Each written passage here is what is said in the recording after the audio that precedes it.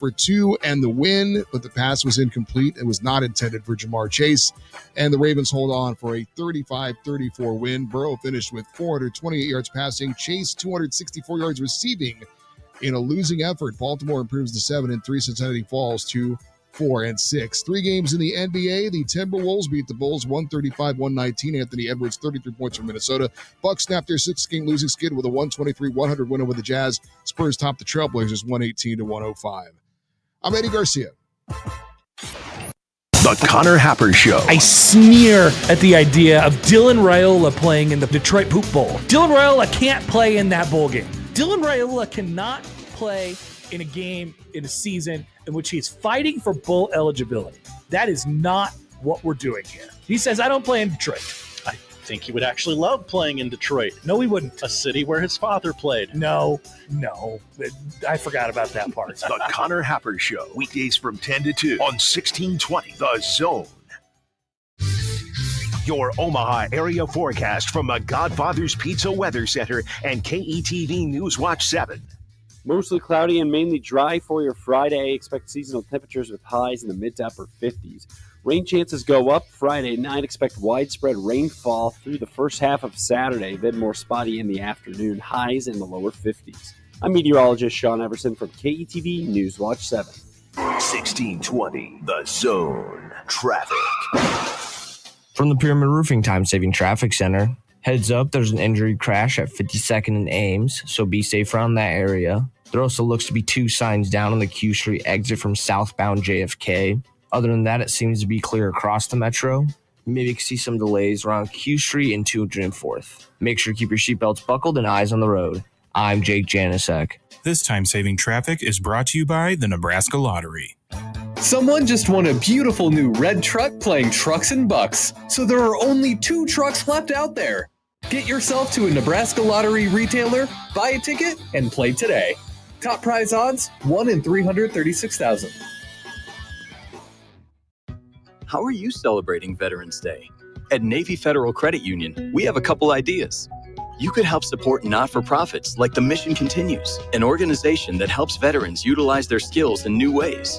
Or you could prioritize hiring veterans and members of the military community, people who know how to make quick decisions under pressure, people who have dealt with crisis and react quickly to it, people with proven leadership and a strong work ethic, characteristics that we see in thousands of veterans who work at Navy Federal.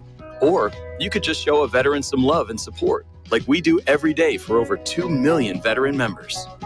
At Navy Federal, we're celebrating Veterans Day as we have for over 90 years by supporting the military community and helping veterans succeed financially, whether you're transitioning to civilian life or to life's next milestone. Learn more at NavyFederal.org/veterans. Active duty veterans and their families can join. Navy Federal Credit Union. Our members are the mission. Navy Federal is insured by NCUA.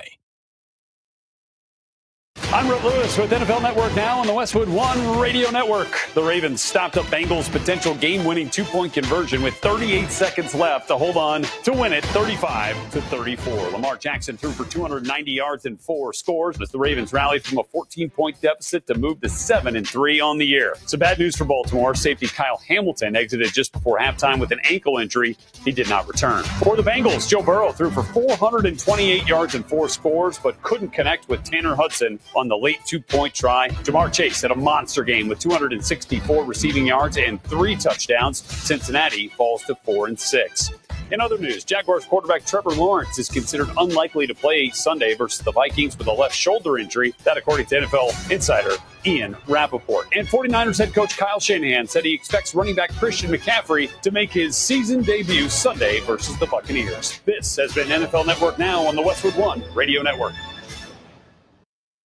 All right, when it comes to getting life insurance for your family, a lot of excuses can get in the way. But ask yourself this. If something were to happen to me, who would pay the mortgage, the kids' education, and the other bills? Then forget the excuses and check out Ethos Life, the online, easy way to get life insurance in 10 minutes. Ethos has rates that you can afford, like a $500,000 policy for a 40-year-old male starting at $1 a day or $30 a month with a few health questions and no medical exam. Get your free quote right now at checkethos.com. That's checkethos.com. Not available in all states. Rates do vary. On the battlefield, there's a saying America's military men and women live by. Never leave a fallen warrior behind, ever. Off the battlefield, Wounded Warrior Project operates with the same goal. Wounded Warrior Project was created to help our men and women returning home with the scars of war, whether those scars are physical or mental. Wounded Warrior Project. We never leave a fallen warrior behind. Ever. Learn more about what we do at woundedwarriorproject.org. I got a new feast made with two of my favorite things, pizza and dessert. Speaking of dessert, you'll want a piece of this. All the classic flavors of a cinnamon roll can be found in my new cinnamon roll streusel. Pair it with any of my specialty pizza pies piled high with quality toppings and mounds of mozzarella and your favorite one-topping pizza. Build your own feast with my cinnamon roll streusel. Order one today. Godfather's Pizza. Do it. FBG Facility Services, your winning strategy for a well-maintained business. Just like your favorite team, FBG is dedicated to precision, teamwork, and delivering results that make you cheer. From janitorial services to facility maintenance and everything in between, FBG scores every time. FBG Facility Services, the MVP of facility management. Step up and visit FBG online at fbgservices.com, because when it comes to facility management, they are the champions. The Zone Hotline is powered by 42 Degrees, The Source, by your mom's house. 1620 The Zone. Burrow takes the snap. Ravens bring blitz pressure. Burrow throws to the end zone. It's incomplete. It's incomplete. And with 38 seconds left to play, the Hayes in the barn.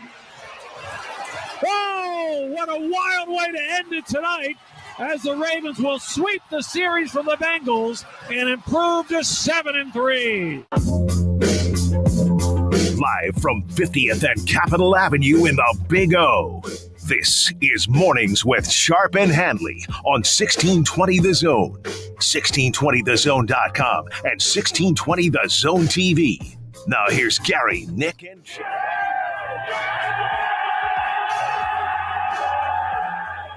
Happy Friday to you. It's a Football Friday Fiesta here on Mornings with Sharp and Handley, 1620 The Zone, 1620thezone.com. Good morning to our streamers as well. John Schreiner in for Gary. Jimmy is back. So we're like a version of ourselves. Yesterday it was a bit of a clunky start. And here we are, though, on a Friday. What's up, Schreiner? It's been a while. Yeah. Been on these airwaves a lot, not on this show in a while. Typically, I would ask you, hey, how was hoops yesterday? Yeah.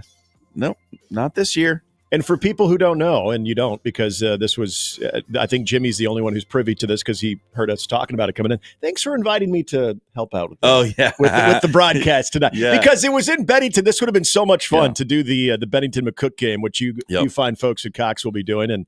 And I could have dusted off my. I don't even know what I dust off. I never wore a suit. Actually, I think I did. We used to wear suits. Now what were we thinking? Now it's Your View polos. Okay. We have Gary and I have several. Do you have Your View 3/4 zips or no, we don't puffy have, coats? We don't have quarter zips. We have several colors of short sleeve polo and long sleeve polo. Okay. Or the rugby shirt, if you will. Well, it'll be pleasant tonight for high school football. Yeah, it'll be fine. It's there is going to be high school football on the Cox airwaves tonight. Bennington and McCook, second round playoffs. I'm glad you guys found the game. Yeah, no kidding.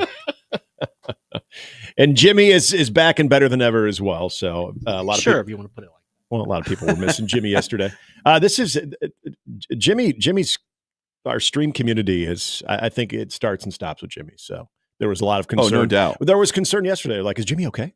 Okay, he's got a day off. Can't the guy have a day off? Give the guy a day off. So Jimmy's back. Should have just messed with them.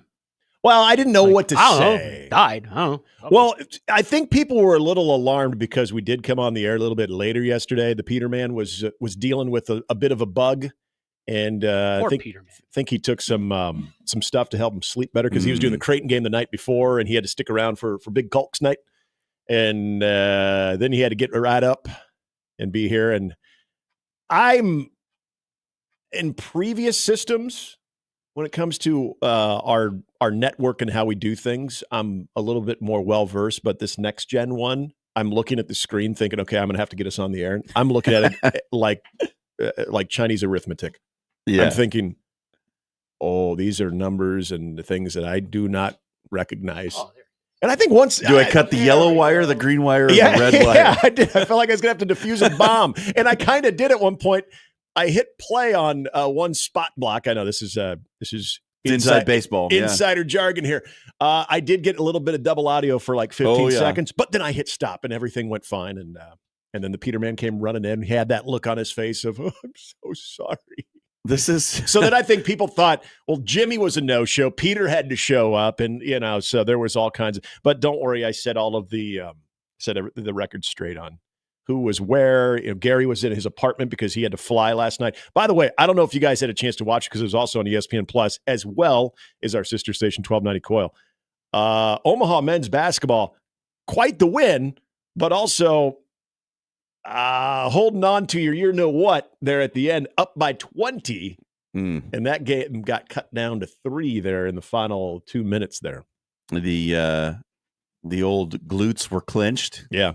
And every time I was watching that game, and when I tuned in early first, and one of the Stetson players was at the free throw line, and their mascot, they're the Hatters. The Hatters. I thought it said the Haters. They are like the haters. Because I just initially saw that on the front. I'm like, oh, the Haters. The most diabolical haters. I hate you. I hate you. I don't even know you, and I hate your guts. So it is John, Jimmy, and myself in on a Friday. A lot to get to, even with the bye week. A lot to react to from a bye week that was bye week in name only for Nebraska football. Mentioned yesterday, we had a lot of reaction on Ryan Kalkbrenner's big night on Wednesday night. Hoops are in action this weekend. We've got hockey back tonight, and there was a little development in college hockey that we'll touch on a little bit later, at least give a couple of thoughts on that too. NFL, big weekend. Who would have thought your team? Oh, yeah. Hail. Mm-hmm. Yeah. I think of you every time I see them win. So this is your time to just bask in it. Look, I will enjoy it. Well, I hope you thought. Cue the Titanic meme. It's been 97 years. I hope you thanked Tyreek Stevenson for just being a clown at the end too.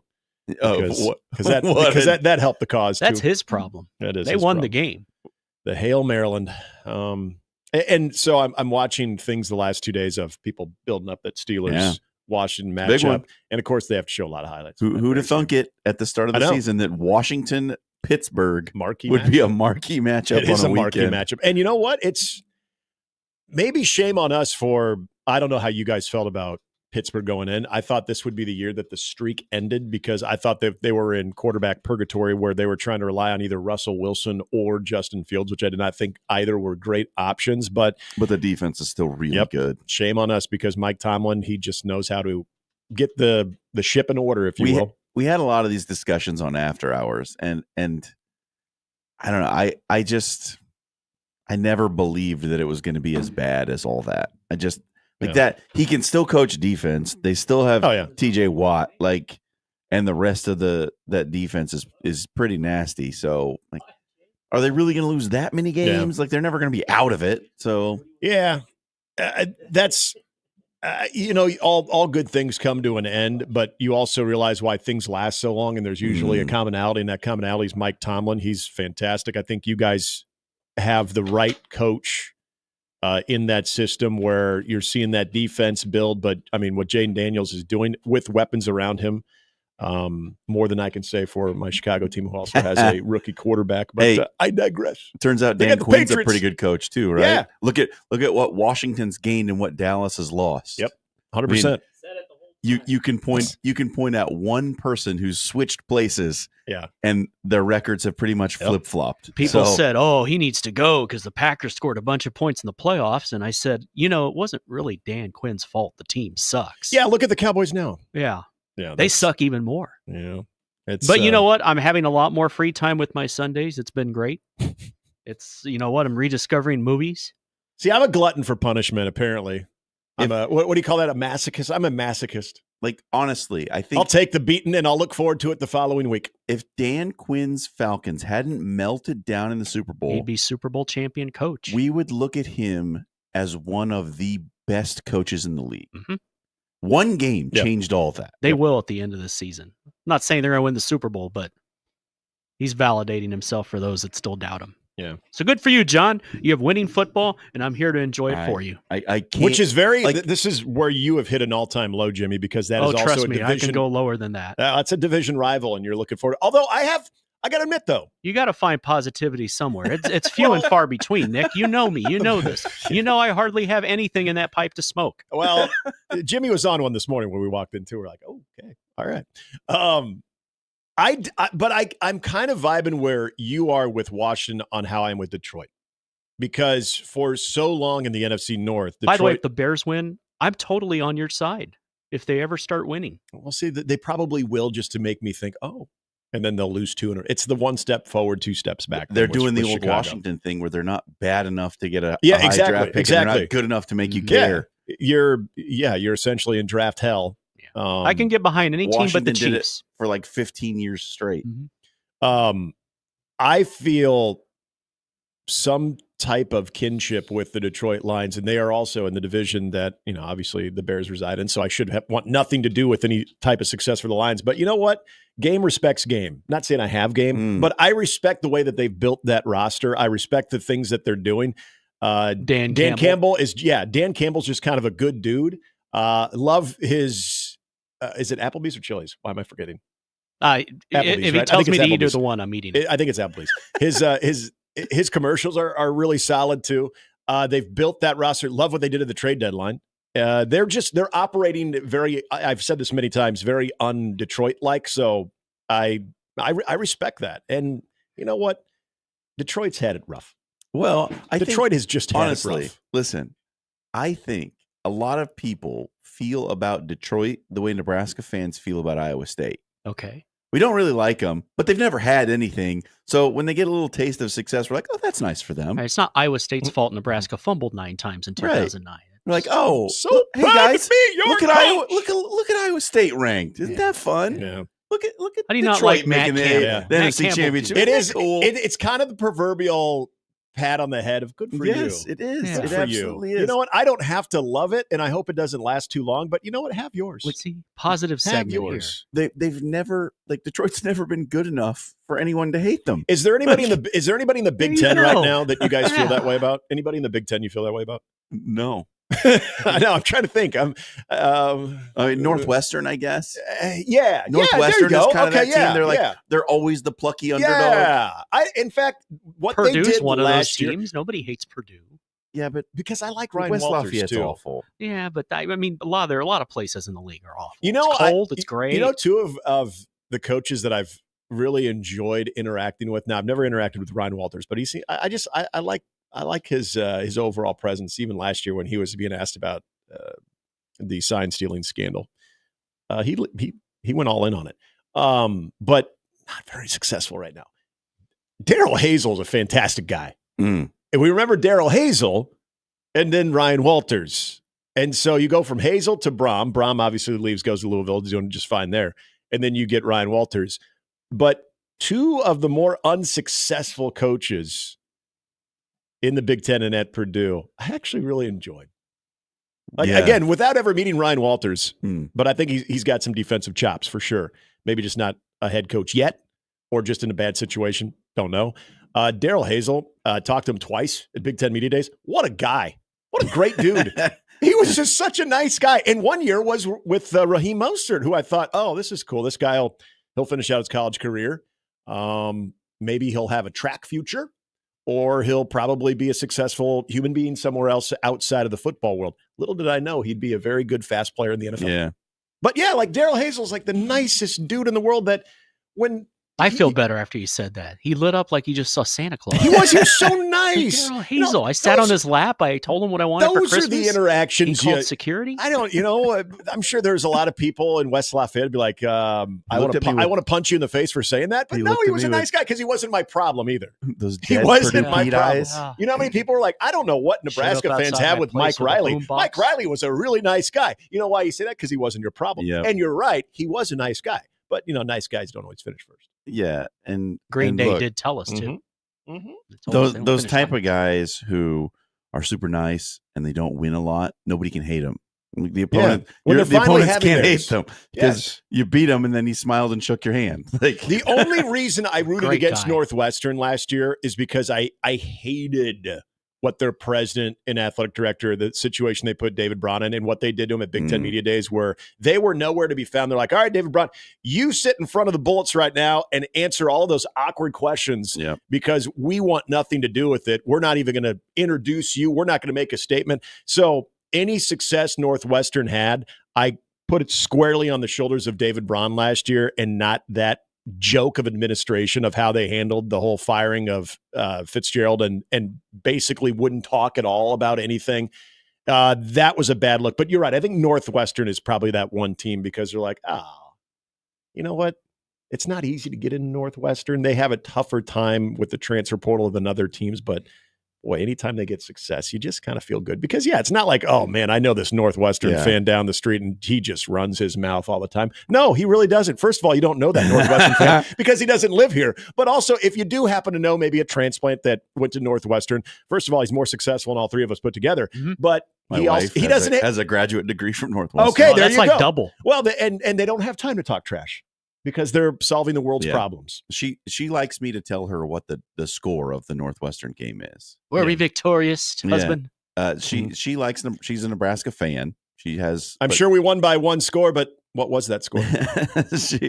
she likes to know whether Northwestern is winning or losing. That's what she likes. They're to know. winning at life. And then they are winning in life. When Nebraska played Northwestern every year, we would try to go every other year when the game was in Lincoln. I'm glad you went there. And we're gonna pick that up here in just a moment. I just want to give the lineup brought to you by the Roofery's of John Higgins.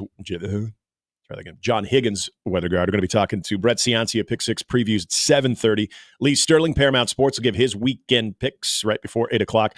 Also, Mike Schaefer and Matt Verzel joining the show at 9 and 9:20. It is brought to you by the Roofery's at John Higgins weather guard. 402-951-1620 is the number to get in on the 42-degree hotline, the source by your mom's house, and also the Equitable Bank inbox where they take banking personally.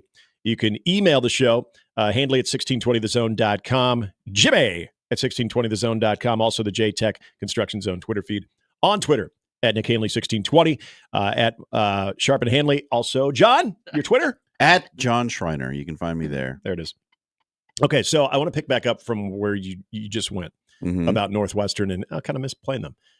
Gary brought up a great thing that we didn't talk about as much because Gary was a breakdancer. She's retired. Ray Gunn has announced her retirement. Is this what happens after the election is over? That's news today that a breakdancer. I thought she was going to be the. I thought she was going to be the next in 4 years. That she was going to be Australia's choice. I'll tell you what. I wanted to know. I was like, okay, how'd we go here? Did she just have a stroke at the Olympics? Like, no. What happened? So I actually went out. She put her best and foot sought forward, John. video of her prior to the Olympics in some of her breaking tournaments, and she was popping locking. She's awful. She's been awful. So she was awful before that too. Yeah. So then why are you asking if she had a stroke? You know, if she's awful, she's awful. Well, I mean, that free shot they had there kind of looked like she did. Sorry, I knew knew about to do the Elaine and that she it was the breakdance had been terrible. Before that, I was like, maybe she was just trying something and it didn't work. Like maybe she was just like this was some avant-garde new thing. She'd never done it before, like hadn't shown this routine to the world. She was trying to make a point and had never had anyone tell her that you shouldn't do this. She was trying to make a point that this should not be in the Olympics. Yeah. Point taken. Anyway. Point taken. Yeah, she was, I'll tell you, bad before that Olympic performance. Okay, so we'll have team coverage of her retirement. Yeah, today. You get your reaction at there will be a tearful 951-1620. Hey, we'll have the Olympic memories though because they were definitely memorable. So Gary brought up the question before. It was like he kind of dropped the bomb on the show before he went to the airport, and that was, do you miss the Big Ten divisions? And I want to give you some which ones, West East or Leaders Legends? We were doing West East, and Legends and Leaders. Was that Jim Delaney's way of just trolling people? Yeah, I think so too. The Big Ten West right now, you would have Iowa and Minnesota in the driver's seat with Iowa owning the tiebreaker because they want Oregon Minnesota. would be in the lead in the West, Nick. Oh, no. So I'm keeping them out for now. But you're right. It would be Oregon. But I'm just keeping them out for now. Just the old Big Ten West. And then you could have had its own little separate division of the newbies. Maybe they could be on probation. And Nebraska would have to play Oregon if there were still divisions, which is your post-Halloween scary thought. Did you see how they played against Ohio State? They'd cover. They'd cover what? Did you see when they on the field? You see when they fed that sheep to the T-Rex in Jurassic Park? Guys, do we forget? T-Rex covered him with his mouth. I know we're struggling with the UCLA loss. Okay, I know that, but do we soon forget that they had a chance to beat Ohio State? I know that was like just a repeat of 2021. But so you would have Iowa, Minnesota, Illinois would be a game back.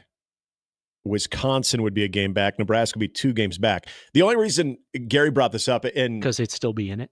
Yeah, because of November. Because you get to November, and remember that was, first of all, this was how bad it got in Nebraska, is when we started using that as a standard of just have relevant games in November so you could win the division. Yeah. What was that? Just that was a great noise. Thanks. That's what that division was, because it was such a snowball fight. Very rarely did you have a team going into November where they were up by 4 games to begin with. So some of your worst teams in that division still had a mathematical and puncher's chance in November. So then fast forward to this year where the first college football playoff comes out. Now, this is where I was way off. I said, if you were in the top 25 when the first rankings came out, that you would most likely have a shot at the college football playoff. Now, here's where I'm wrong. There are a handful of teams in the top 25 that just don't have a shot. Missouri's ranked 24. They don't have a shot. They're not going to the college football playoff. Clemson. Does anybody believe Clemson? I mean, even Clemson. Okay, Clemson, bad example because they could still make the ACC championship game and I guess maybe win. But yeah, they're like, is Washington State making it in? You know, even if they run the table, are you going to put Washington State from the 2-pack in? I mean, that's a question. Do they get the bid over Boise State for being the non-Power 4 representative? Like, what happens with them? Because they could, but they're not technically in a conference right now, so they're an independent. Mm-hmm. But they are in a conference because they're still in the Pac-12. But they're not considering the Pac-12 is not an FBS. I'm going to go ahead. Yeah, I'm going to go ahead and say that's a weird. They're in a weird spot. Like, I don't even know what. Like, maybe if Notre Dame Washington State does run the table, like, what happens to them? They'll get a really good bowl game a week before Christmas. How can you keep a 1-loss team out of the playoff though? Because ESPN said so. Well, let's take a look at Washington State's wins. They lost to Boise State, who is very much active, but I'm with you, John. I'm Team Cougs, but they beat San Diego State, Hawaii, Fresno State, San Jose State, Washington, which isn't a bad win right there. Texas Tech and Portland State. Those are their wins. I mean, there's not a lot of meat on that bone.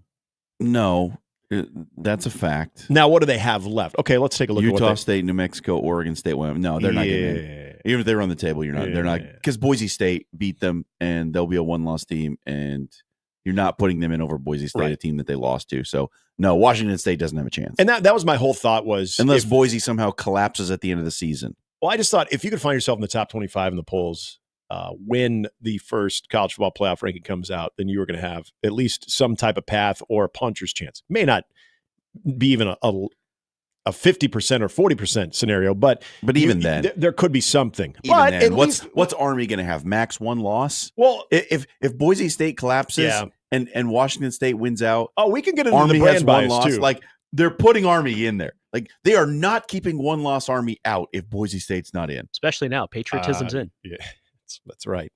Plus Jeff Monken, love him. There is something about the brand bias thing that I think is absolutely a real thing. But I want to go back to this Big Ten, the Big Ten divisions, and what you're actually playing for right now, where this is kind of flat. Okay, so Minnesota, great example. Minnesota's been playing very well as of late. They've won 4 in a row. They're sitting at 6-3. They're bowl eligible. Their schedule in front of them right now, they've got Rutgers, very winnable game. They host Penn State. We all remember that 2019 11-win Minnesota team. Penn State comes to Huntington Bank Stadium and won. Tanner Morgan and company take care of biz. And then they're at Wisconsin. There are legitimate 2 more wins. Could you name your stadium after a smaller bank? Like, how big is Huntington? Maybe Stadium? Huntington Bank is a lot bigger than I thought. It's no Equitable Bank. It ain't no Equitable Bank. Are you challenging Doug to buy a stadium? Yeah. Because I'm behind that. Yep, I am. Can we name it Springfield State You know, Bank? at some point, Memorial Doug Stadium. Nodgard Field at Equitable Bank Some Stadium. point, Memorial Stadium's naming rights is going to be a thing, guys. Yeah. So I'll get behind that. Doug's our guy. Hey, wouldn't shock me if Doug's already somebody's got to name the Ducks in a new row. Union Omaha Stadium. There you go. There you go. Yeah. I agree. Got Doug and Marty in the Spider-Man meme. They're just pointing at each other. I could see Doug actually sponsor, or like maybe seeing if he could create his own golf course and have it like a corporate sponsored golf course. But I don't know. Verizon Wireless Golf Course. I like it. I like your thinking, Dave. What if Minnesota gets to 8-3, I guess they'd be 8-4 if they lose to Penn State. Even if they got the 9-3, what if they ran the table and got to 9-3? Because Minnesota is hot right now.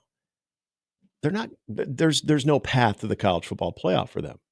Not saying that they're a top 25 team. So I think Gary's point was your teams that are all of a sudden kind of going on a heater a little bit. You're in a world where you could still win a division and play kind of a cool postseason conference championship game, winning your division. Now if you're even on the bottom of that top tier, where there's just head-to-heads that work against you, there's no way you can play for the conference championship. Does the month of November for teams like that, does it lose a lot of steam? Yeah, this is a double-edged sword, right? Because we have never seen a November in college football where so many teams had games that matter in the larger picture. Yeah. It's never been like this before. Yeah. There's so much more to pay attention to. The other thing is, like you're saying, that with the divisions gone, like the teams in the middle kind of don't have anything to play for, right? So I think you really got to get into the bowl for season. the biggest prize. Yeah, there are more teams with games that matter, and for the consolation prizes, there are fewer teams that matter because we've eliminated too many of the consolation prizes, which I don't mind. Like, was it really anything to write home about winning the Big Ten West? Was that anything? No. Because you're going to the slaughterhouse in Indianapolis. So, yeah, it is a bit of a double-edged sword, but one of those edges is a little bit blunted. You do get a ring, though, for winning your division, I believe. That's fine. You used to get a ring in a Cracker Jack box. I mean, it's still do. pretty much the same thing. I never You still did. do? Okay, I don't know. there you go. Do you eat Cracker Jacks? So at the College World Series, they had little packets of Cracker Jack up in the press box this year. Yeah. Oh, I heard about that. But they were all like, did you eat them? Yeah, I did. Ooh. he stared at the them. prizes were stickers. Oh. Jeez. Which is really disappointing. Give me Fiddle Faddle all day. Fiddle Faddle greater than Cracker Jacks. It may be very un-American and un-baseball-like, but Fiddle Faddle just tastes better. When it comes down to it, I enjoy things that taste better. When you're in the 6th inning of Game 2 of the day, Cracker Jacks will do. Oh, gross. You need you need more What is substance he supposed in to that. eat up there? You've been up there. The selections are limited. Do they still have popcorn? They will put out some popcorn. They will put out some pretzels. I'm good with either one of those over Cracker Jacks. And occasionally they'll put out the little bags of Cracker Jack. Here's a leftover hot dog bun. Split it up among the media. I want to know how old those Cracker Jack Call it communion bags are. Well, they've never done that before this year. Yeah, so. that's probably because they haven't been able to sell them at the concession stand. They're like, give it to the media. They love free stuff. They'll eat anything. Nick, you're a cynic. They're not wrong. 3-putt fiddle faddled exclamation pointed with me. Thanks, 3-putt. By the way, I'll be doing that later today. I'm not weighing in. Like, it's fine. It's fiddle faddle. It's caramel popcorn. It's fine. It's all the same. It's fine. We need to have a taste test between the two. I'd love to. Because I haven't had Fiddle Faddle since maybe the Reagan administration. Fiddle Faddle will dominate. Like Fiddle Faddle it'll win going away in the fourth quarter. Like won't even be close. But the only they reason started. the only reason you even consider Cracker Jacks is because of the song, is because of the seventh inning stretch, and you feel like, well, I do like baseball, so I've got to like Cracker Jacks. No, you don't. It doesn't taste good. They've started putting out the caramel cheese popcorn Oh, now combo. see, that's yep. They'll do that like the Chicago mix in the championship series. They run that out for the folks who are still there, who've stayed for the duration. Now we're getting somewhere. Yeah, that's a good one, because I know a lot of you folks that go through Midway will say, "Well, Nuts on Clark has the bet." No, you need to get yourself to Garrett's in Chicago. Garrett's is the stuff. Here we are talking about. Walter would like to know what Fiddle Wow. Faddle is. Well, Walter, This Fiddle is what I Faddle missed is yesterday. just better than Cracker Jacks. That's what it is. It's a version, yet better. I believe it has nuts in it, too. 3-Putt says Cracker Jack is bitter. Did he mean to say better? Bitter. No. He's with you. Okay. Remember, he's Yeah, 'cause he 3-Putt's said with Fiddle you. Faddle. Yeah. No, he's doubling down with you. Yeah, okay. Now he said get I don't you have some. an opinion either way because I just like to find out. So I'm open to both of your I opinions. haven't had Cracker Jacks in a very long time. Very long time. And I haven't had Fiddle Faddle in a very long time, but I just remember Look what I you've liked. Yep, he said it's bitter. Yeah, Cracker Jack's just weird. Fine. It's just weird. It's fine. Could do better. It's all fine. Yeah, treat yourself better. So, yay or nay? Miss Big Ten divisions?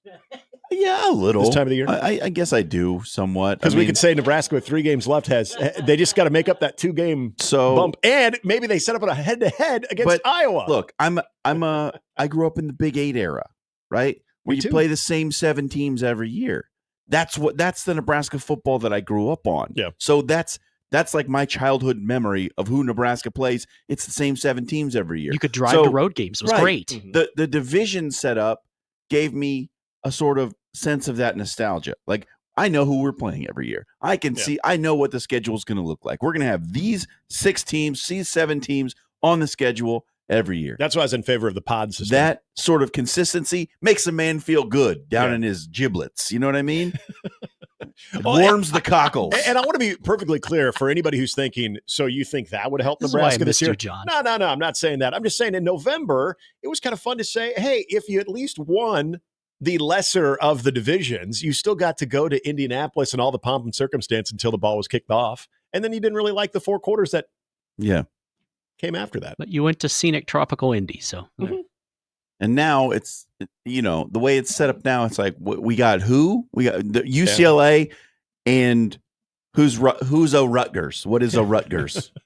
I don't know that. Oh, we know. I don't know Rutgers that one. is. Rutgers is one of Nebraska's best wins. So, yeah, I mean, from a nostalgia, like the way football used to be, the way I remember it growing up, yeah, I do miss it. Yeah. I understand why it is the way it is now. I get it. Like, you've made peace with it. I can like reason Right, it out. but and that doesn't mean we understand can't it. miss what we used to Of have. course, exactly. Yeah. Guys, I'll be perfectly Like our honest. hair. I'll be perfectly honest. Oh, Mine's all right. Yeah. you know what? Actually, yours is nice. I've just like I made peace with the Big 8 and the Big 12 and divisions. I've made peace with my hair and not having it for a long time.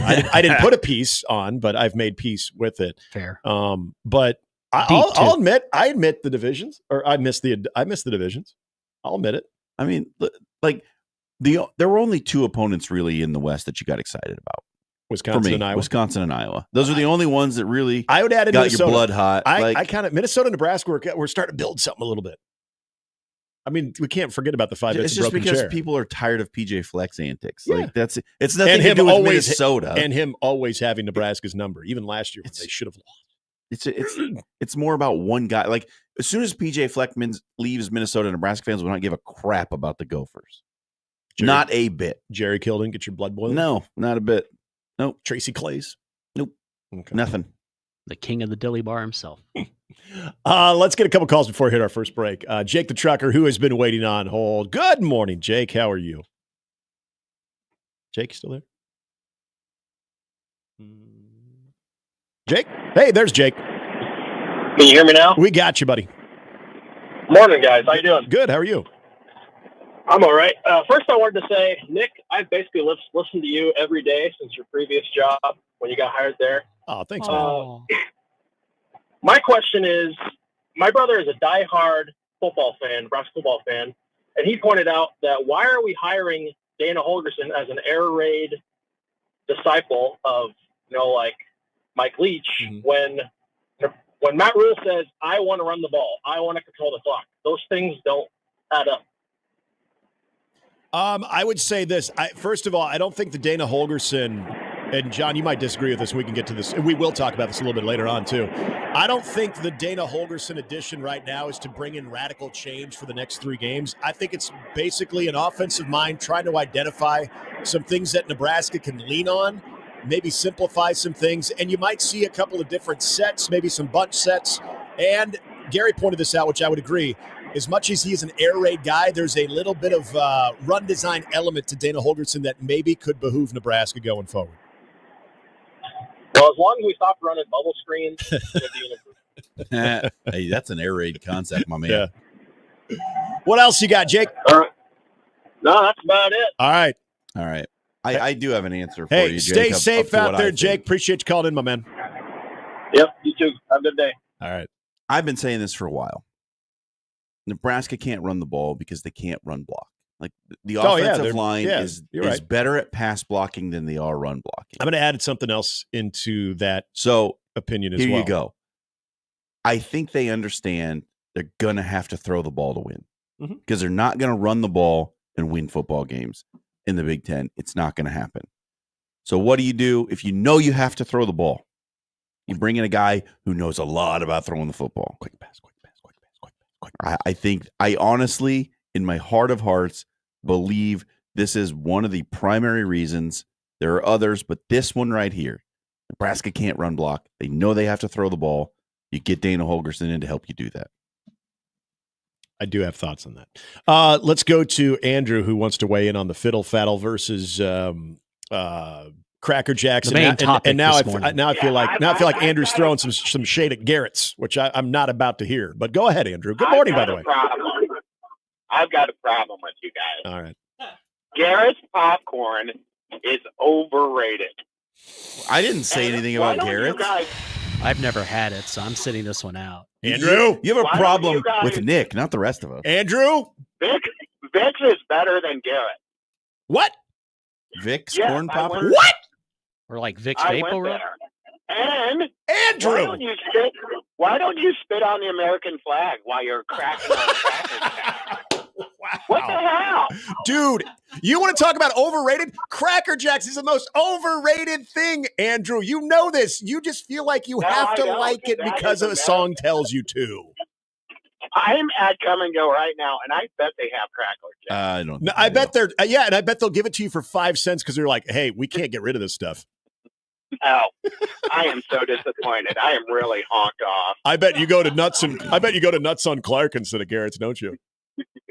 No. Vic's better than Garrett's? Oh, okay, Andrew. Everybody brings it back from Chicago like it's Jesus Christ. I'm telling you, it's terrible. Does everybody? The caramel is always burnt. How did Notre Dame get into this? No, you're getting the wrong Garrett's, my man. Poll question: does everyone bring Jesus Christ back from Chicago? I don't know. Give me a second, John. All right, I'll let you guys go. Have a great one. You too, Andrew. That was good. But Vic's better than Garrett's. Let me tell you, I've been to Chicago a few times. Never saw Jesus. Saw a few other things. I think it was offered to me, but no, I've never. Yes. I need to collect my thoughts. And could it be a better coach than Chicago trips went the opposite direction. that really triggered me right there.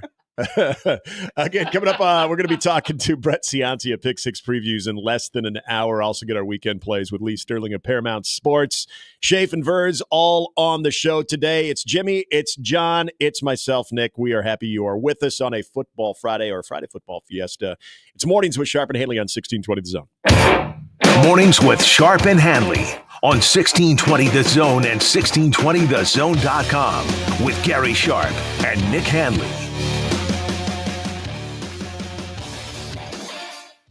What has cancer taught me? The sky is pink at sunrise. Brave does not mean stoic. Friends will fill your freezer. And that I have the academic specialists, the clinical trial options, the level of personalized care. I couldn't have gotten anywhere else. Nebraska Medicine, Fred and Pamela Buffett Cancer Center. Because at the end of the day, I want the best chance to be here for tomorrow. Get a second opinion at nebraskamed.com/cancer.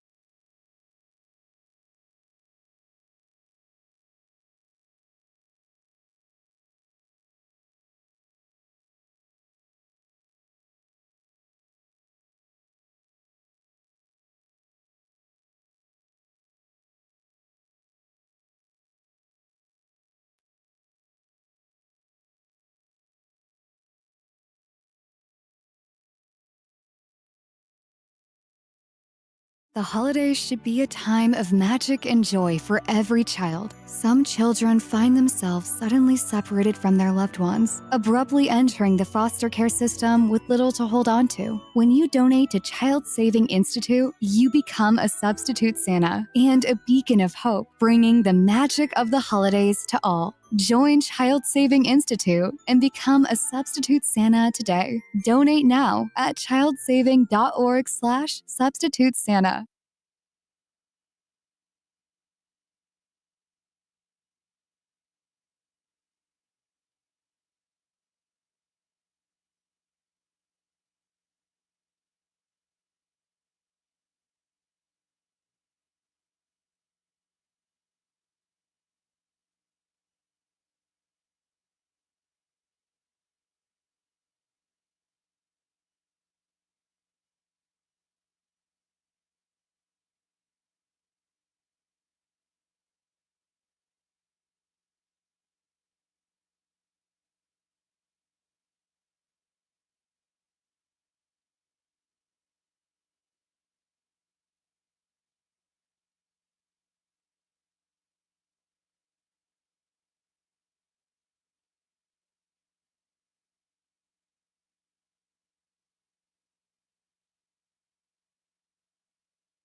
My journey began 30 plus years ago, starting in accounts receivable and working my way up to CEO. Today, I lead over 180 employee owners, each committed to delivering excellence. At Standard Heating and Air Conditioning, our service technicians don't work on quotas. They work on trust, ensuring your comfort comes first. We're proud to be locally and employee owned with a culture built on honesty and integrity.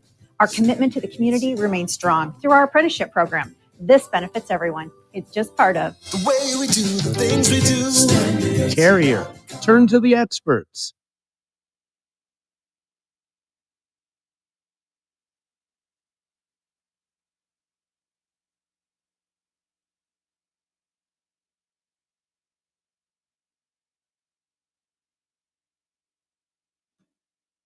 Going to the JTech Construction Zone Twitter feed. Did you start something? No, well, this is a huge addition to the Cracker Jack debate. It seems like we get a big food debate every we time. do. I love this. This is why I'm excited that you're here, John. I missed you. We're passionate about Nebraska football, but we know what they kind of put us through, so I think it's always a nice little detour. Pimp King says fiddle Great faddle. handle. It is. Great, yeah. Fiddle faddle or crunch and munch. That's the real question. Now, he did first base. Yeah, see, he inserted one that I completely overlooked, and how dare I? Because I know crunch exactly and munch what he's talking is about. very good. Both A+.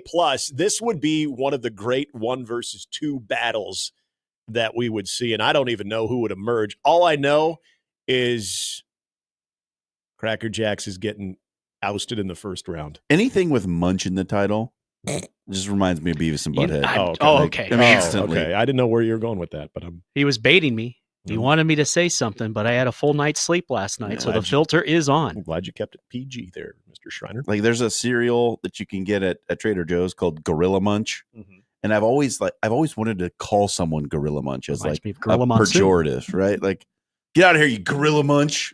You know what I mean? Fremont Fred says some big guy that's being a D-bag. Hey, Gorilla Munch, get out of here. Yeah. What does that mean, man? Yeah, exactly. Fremont Fred says that's BS about not hating nice guys. I blinking hated Riley. Another nice con artist is moving up the hate list too. I hate people that make me feel like they are getting one over on me. Man, this is why I love Fred. That wasn't the argument. Fred's my spirit The argument animal. was like opponents. Like opponents couldn't hate Mike Riley. Like I am certain that there are plenty of people who hate their nice guy coach because he loses all the time. That's fine. That happens all the time. Agreed. Yeah, I mean, none of Nebraska's opponents hated Mike Riley. No, not one. No. They were very sad. They were very, very sad to see him go. What happened to that nice Which man you also had coaching you? Speaks volumes. Really there. sweet man. He There is gave me a Werther's original. I wanted to add another element to the Holgerson thing that you brought up. You will not get a Werther's original from Dana. You might get a fireball shot. Yeah. that he pulled out of his back pocket as he drives up in his 1979 Trans Am. Test tube costs $1 from the girl. He's more of a cinnamon guy. There is this idea, and this is we're not going to know anything, obviously, till next Saturday, but I think Matt Rule, when he speaks on Monday, obviously this is going to be the first question that he gets at the weekly press conference about Dana Holgorsen and what that role might look like. Now, I don't know how much of that Matt Rule will divulge, but what I would say is this idea that, and I know Jake brought it up, and I know other people have thought this too, of is he going to come in and just drastically change the offense? Look, the pieces that you would need to run a full-on Dana Holgorsen offense just don't exist right now. But you brought up something very interesting, John, and that is what the offensive line doesn't do. They do, however, pass block decently. Yep. And been saying it for a while. My only hesitance with the airing it out more in the next 3 games, do we believe that the wide receivers are capable of such a system? Now, again, this is where I think the Dana Holgorsen, and Sip brought this up yesterday, which I think was actually a really good point. There are going to be some things from an alignment standpoint that you might see in the next 3 games and say, oh, that looks like that could be Dana Holgorsen input right there. Keep your eye on bunch sets. I think that was a good call. But I also thought Gary brought up something that when people think of Dana Holgorsen, they think of air raid, and you think of even in a running game, it's essentially short passing game. Mm-hmm. But if you do look at Dana Holgorsen when he was at Houston, even at West Virginia, when it did come to actually running the football and quarterback handing the ball off to the running back, that thing, that there were some very unique designs on how they wanted to do things. Because if you remember, West Virginia and Houston also didn't necessarily have road grading type offensive lines as well. So I just think that a lot of this is, let's look at how they run the football. He will, with the offensive staff, look at how they run the football and see if there are ways that they can go about doing so in an efficient manner. But another part that you got me thinking about, and I've been beating this drum for a very long time, is if in the running game, I think when people think of tempo, they think of, okay, it's going to be a quick passing game and you're going to get it go and get everybody in the rhythm. Running game can also benefit from that, in my opinion, too. Sure. Where you're going absolutely. in tempo. You don't let that defensive line get their heels dug in. The linebackers aren't necessarily set. They don't have time to read all the pre-snap keys. You get up to the line, everybody's set, hand it off. Like those quick hitting runs can be great too. Yeah, and that's the whole part about Oregon used to be amazing at that. They would get you out of alignment and then hit you with that run play that you were like not ready for because they were coming to the line so quickly and you couldn't get aligned properly to stop what they were about to do. I just feel like from your first line of defense in this case, and you're being your offensive line, your guys up front, and this is another thing, and we can ask Vers again about it. I know he has mentioned this a few times. Having that group lathered up, so to speak, and finding that type of rhythm where you're running a play, you're getting right back to the line of scrimmage, you're identifying your key, and you're going right back at them, as opposed to having that chance to stop, to collect yourself, to line up, to go through a long cadence, and then have that defense have a chance to basically win that point of contact, that point of impact at the line of scrimmage. I think that's why you see this as a team that does a better job of pass blocking. Now, that doesn't account for the zero blitzes that everybody's throwing at them. But then another thing, back to the Dana Holgorsen part. You were talking about what they can do in the passing game too. This is where I also think there's going to be an emphasis of attacking that vacant spot, which I would have a tough time believing this, John, that Marcus Satterfield doesn't identify that as well. That could be an execution It's like thing. a basic tenet of offensive football. It really is. And that could be an execution thing, because as we talk about the different issues that we have with the play caller and the OC, I've mentioned it all week. I do like that Matt Rule also called out the players. Y'all got to do your job too. Because when a player makes a great catch, it's, man, what a great play by that person. But say he drops it, we quickly somehow go to the OC. Like, wait a minute. Yeah. The play was there. The thriller was there. Why are we not a little bit more hard on the individual who did not make the play? And I think, like, offensive coordinators are the most hated coaches on football staffs. That's true. Think to yourself, who was the last offensive coordinator in Nebraska as we wrap it up here in this first hour. We'll get to that. Who was the last offensive coordinator that Nebraska fans actually liked? We'll get to that because that's been a fun question that's been asked earlier in the week as well. Coming up, 7 o'clock hour, busy 7 o'clock hour. Brett Ciancia, Pick Six previews. And also we'll talk to Lee Sterling, hour 2, Mornings with Sharp and Handley. It's Jimmy, it's Nick, and John Schreiner here on 1620 The Zone.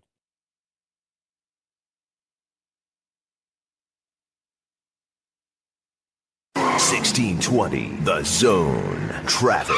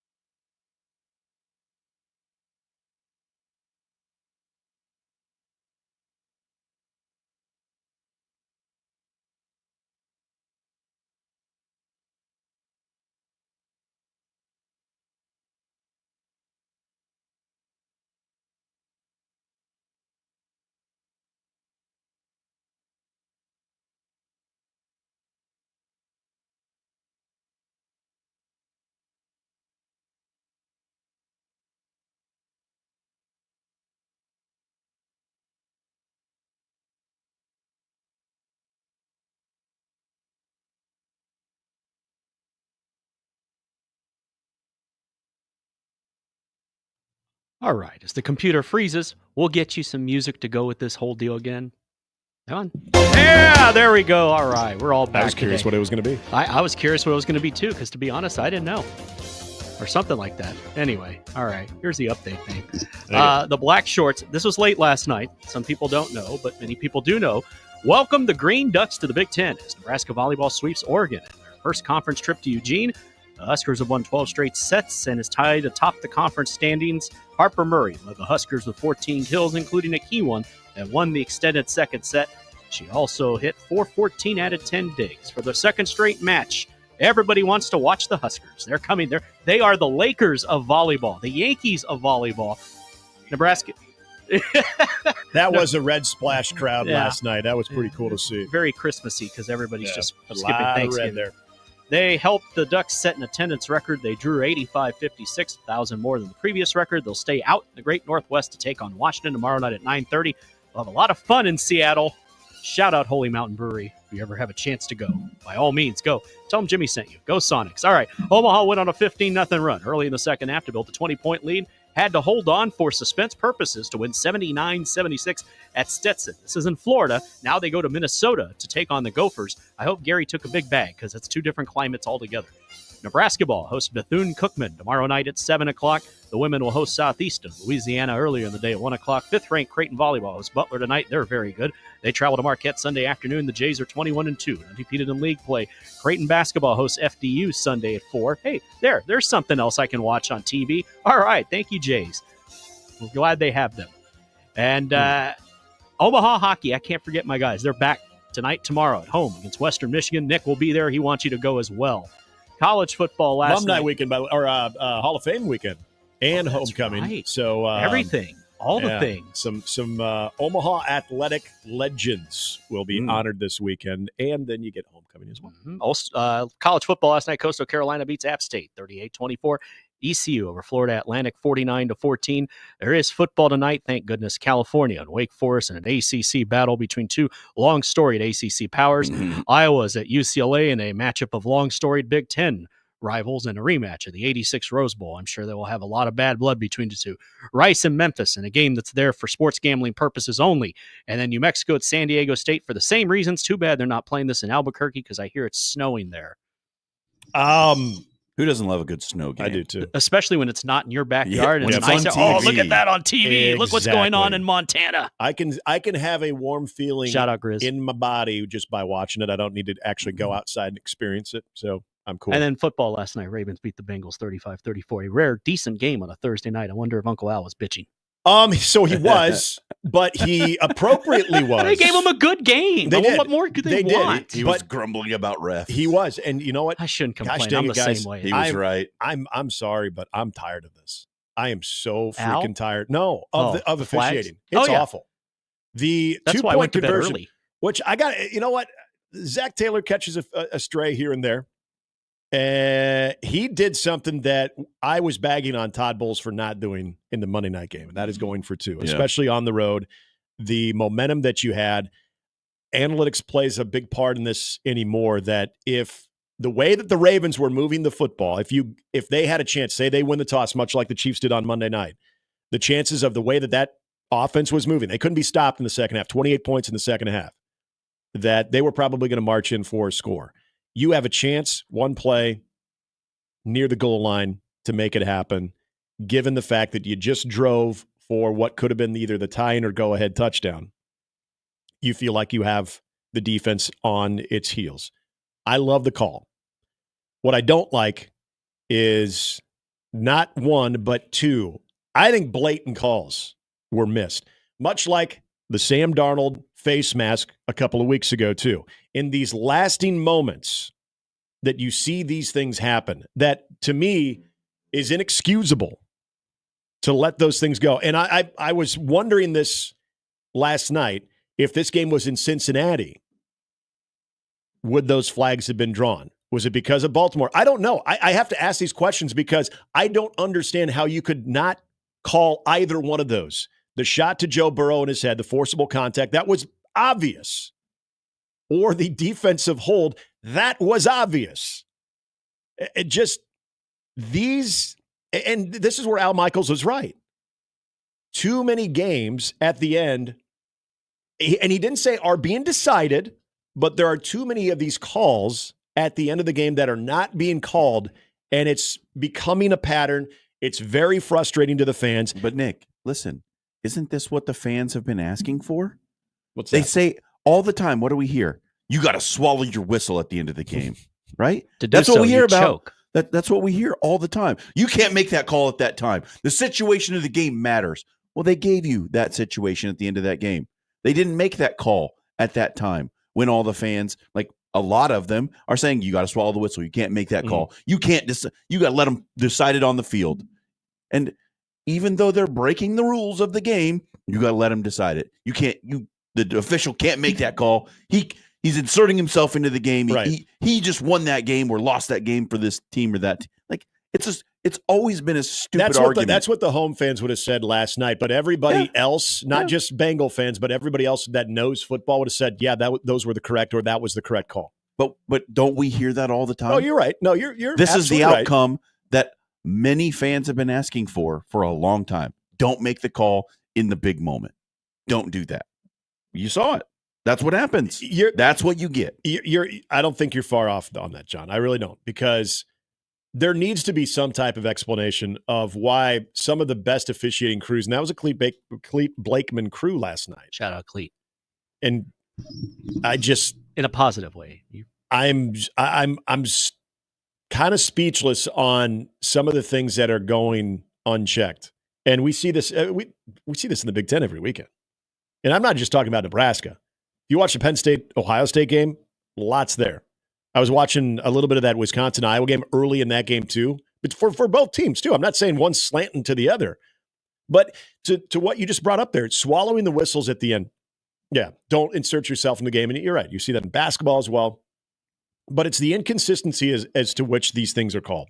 And that is what drives me nuts. I've always made the baseball analogy in this situation of, if an umpire, say, has I won't even say a bad zone, but a zone where he's maybe favoring the pitch on the lower half as opposed to the upper half, and you're a pitcher that usually lives in the upper half and survives there, well, you know what? You got to make that adjustment as long as he stays consistent, as long as there's an anchor on that strike zone.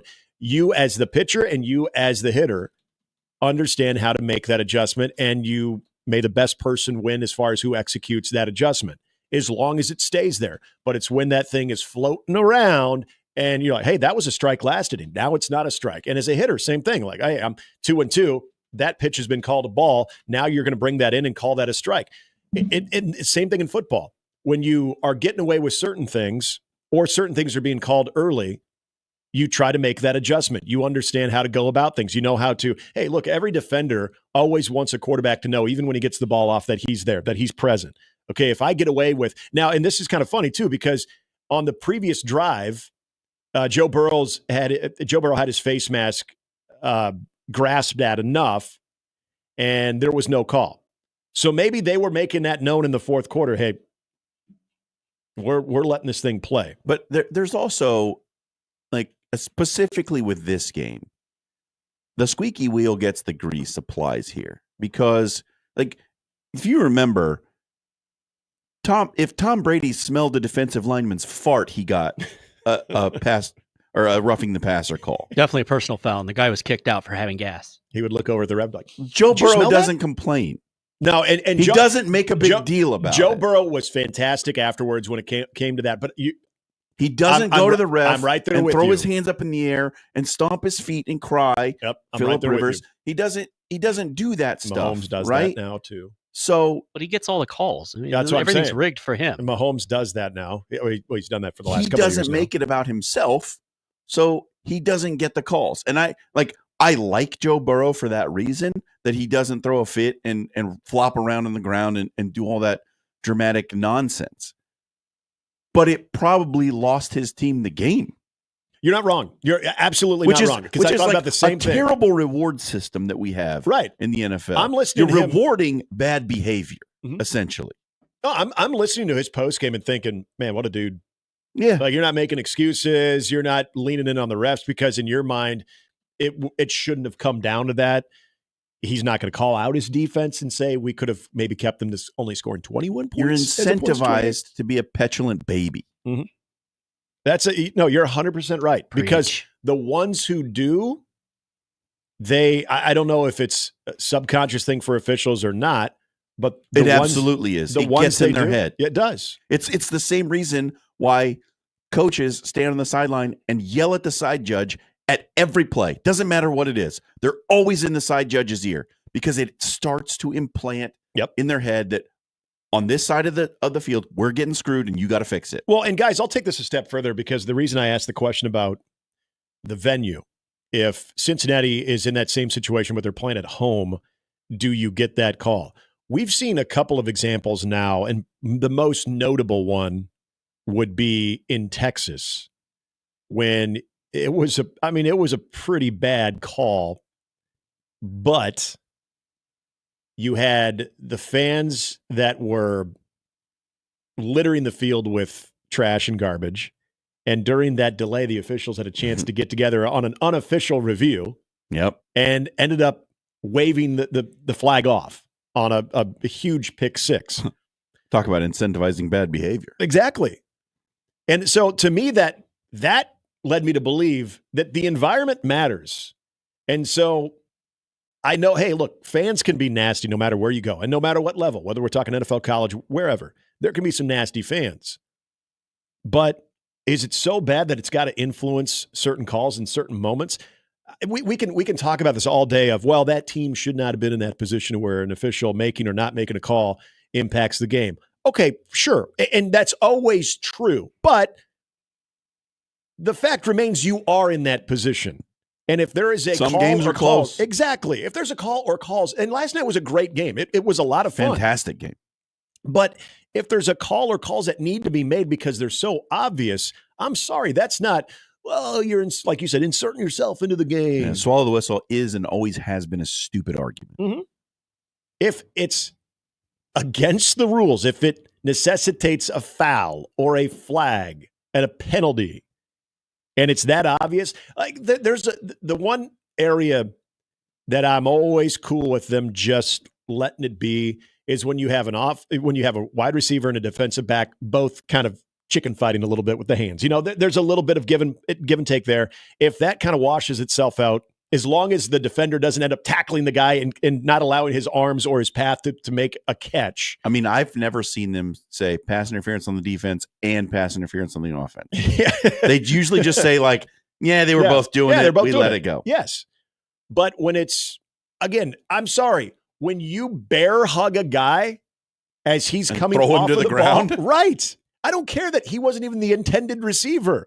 That's holding because he had never had a chance to run his route. And then, look, we protect quarterbacks a little too much. Well, there were 2 times on that final possession. The 2-point conversion was one. There was one earlier on a third down. Okay, is that the where they got Burrow's face mask? Grabbed his face mask? And for some reason, I thought that was the previous one. Okay, so yes, it was on the same call or the same drive. That's a penalty. I mean, it just is. It's a penalty. Whether you like it or not, right? That's the way the game is officiated now, or supposed to be. Like you're supposed to call that now. Mm-hmm. Those are the rules of the game. It's just it's a very uncomfortable situation that we find ourselves in when it comes to officiating. To where, sure, we could bellyache about a lot of different things like, oh, there should be a hold on every play. Yeah, sure. Okay. But we're talking about obvious calls that are not being called or these makeup calls. Like, I mean, we can go back to the Nebraska-Ohio State game on a spot, something very, very remedial where the guy literally thought the offensive lineman was the ball carrier. How does that happen?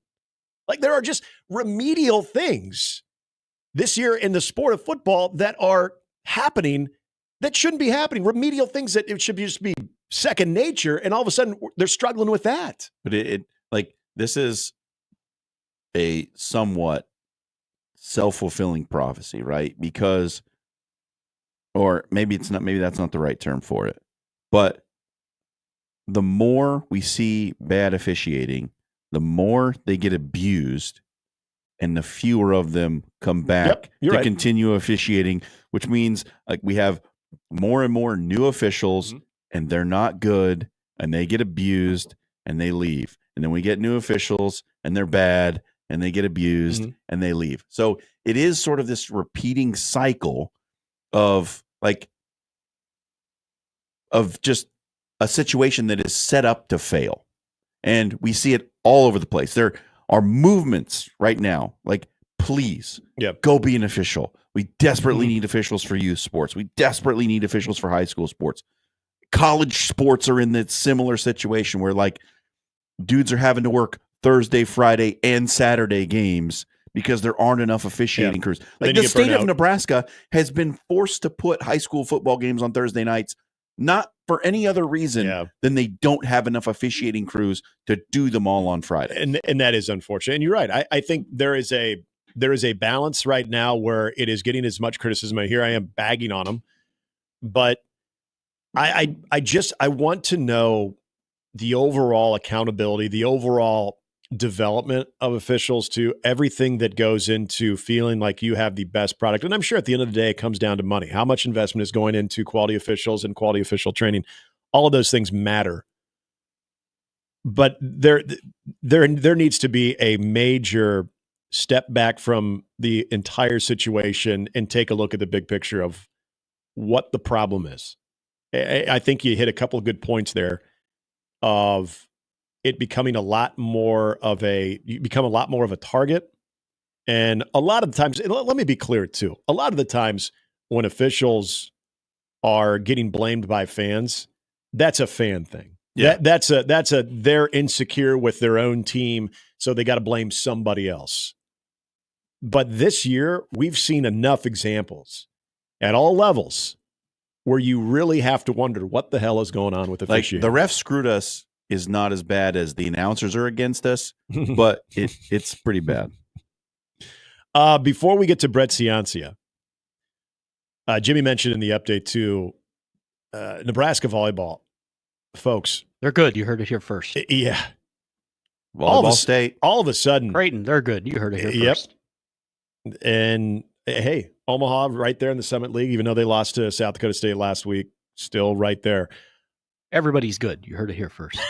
What Nebraska is doing in a very critical part of their schedule. In a loaded They're conference. kicking everybody's Holy ass. smokes. I know Monday's reaction had to be about Nebraska losing to UCLA because that was awful. It's it was inexcusable. in our contract. That's right. It was inexcusable. We did not spend enough time on Nebraska just absolutely boat racing Wisconsin in Madison, something that they had not done in 11 years, I believe is what it was. Hadn't won there. And so not only did they win, they sweep, they make it a quick night. Then last night, where I was watching some of the BTN weekly coverage, and there was a lot of hype around last night. Being at Oregon, first of all, as we hit it to nationally ranked opponent. Yep, Oregon. They kept showing it last night too in the 2022 Sweet 16 when they got Nebraska. Unfortunately, they were showing those highlights when Nebraska was about ready to close out the third set too. But the amount of Nebraska fans that made it out there on a Thursday, and I know there's Husker fans that have since retired and are in that part of the country right now. They're like, all right, cool. This is not a very far jaunt for me. That was a great scene. It's still, I'm still amazed. Not when we see a sellout here at home, but when you see on weekdays how this fan base travels for that program. I mean, we saw it earlier in the season when they played at SMU. Yeah. Yes. It was their first volleyball sellout ever. Yep. And a lot of red. Not the red and blue, but the old red and white. The Oregon match was supposed to be, okay, now we'll see if Nebraska can take that momentum from the Wisconsin game. Yes, they beat Northwestern. No disrespect to you, Northwestern. Nebraska's the Caitlin Clark of volleyball. Which also was sold out in Evanston, which they don't sell out volleyball games there too. It's sold out in Evanston. So they go on the road. They beat Oregon. Now they have Washington, which isn't ranked, but Washington's had a good volleyball program in the last decade. Man, they are. This is, I hope this isn't the peak. I hope this is just the beginning of what Nebraska will be in the postseason. But my goodness, they're a juggernaut, man. Holy cow! And last night, because there were some size matchups that I was interested in, and I'm not going to try to be an overall volleyball guy, but just my eyeballs tell me, hey, Oregon's got some tall ladies too, and some good athletes, and just their overall ability to attack. You could tell, like there's some oomph when they're swinging as well.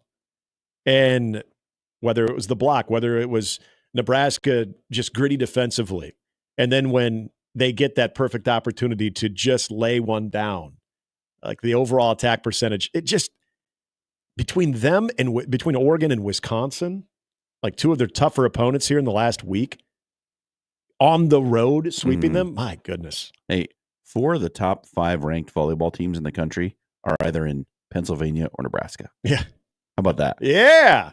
Where are you at there, West Coast? Come on now. Thought volleyball was a West Coast sport, right? I know. And the other top 5 team is in Kentucky. Yep. A volleyball hotbed, as we've known, a traditional power. Dude, Louisville and Kentucky are both really good. Yeah, they're. And I mean, we Louisville has a strong Nebraska connection too. Yep. As Danny Bus Boom. Yep. Yeah, I mean, it's just a lot of it's a lot of we take them for granted because we do. Because John Cook and that program have always established themselves. You just expect them to be good. You do, but even as good as this program has been, my God, what they have pulled off since last Friday is something to definitely keep your eye on. If you are hoping that we're going to see Nebraska in Louisville when it comes to the Final Four. What if the Final Four is like Pittsburgh, Nebraska, Penn State, Creighton? Would that not be cool? It could be. That would be awesome. It could be. Because all Creighton is doing is they are crushing teams. They're winning. Yeah, I get it. Their conference, not the same level as the Big Ten. You don't apologize for who you play. And there's something about when you just you step on the floor and you're confident and you're winning convincingly. They're kicking everyone's ass too. Creighton played an insanely tough non-con. They did. Yeah, absolutely. And came out with only 2 losses. Mm-hmm. And I think you're seeing the benefit of that. This is what I'm probably most impressed with when it comes to Kirsten Bernthal Booth. And I probably shouldn't be surprised because she's an outstanding coach. Is it'd be easy to come off of that non-conference schedule where you were battle tested and all of a sudden you start dropping your level of play based on the conference. No, that's the true sign of a championship caliber team is where you don't ever do that. You are always staying at your level, your standard, regardless of who you're playing. I love calling Creighton volleyball for a lot of reasons, but one of them, it's done in an hour 20. Like it's just in out, we're done. They're like, hey, all the restaurants are still open if I need to get takeout. This is great. Yeah. You only got to miss a half of the football game if you're calling Creighton volleyball. That's right. And that's it. Like it's done. Hell, anymore in college football, it might just be a quarter. But great stuff last night from Nebraska. They do have an interesting matchup on Saturday against Washington.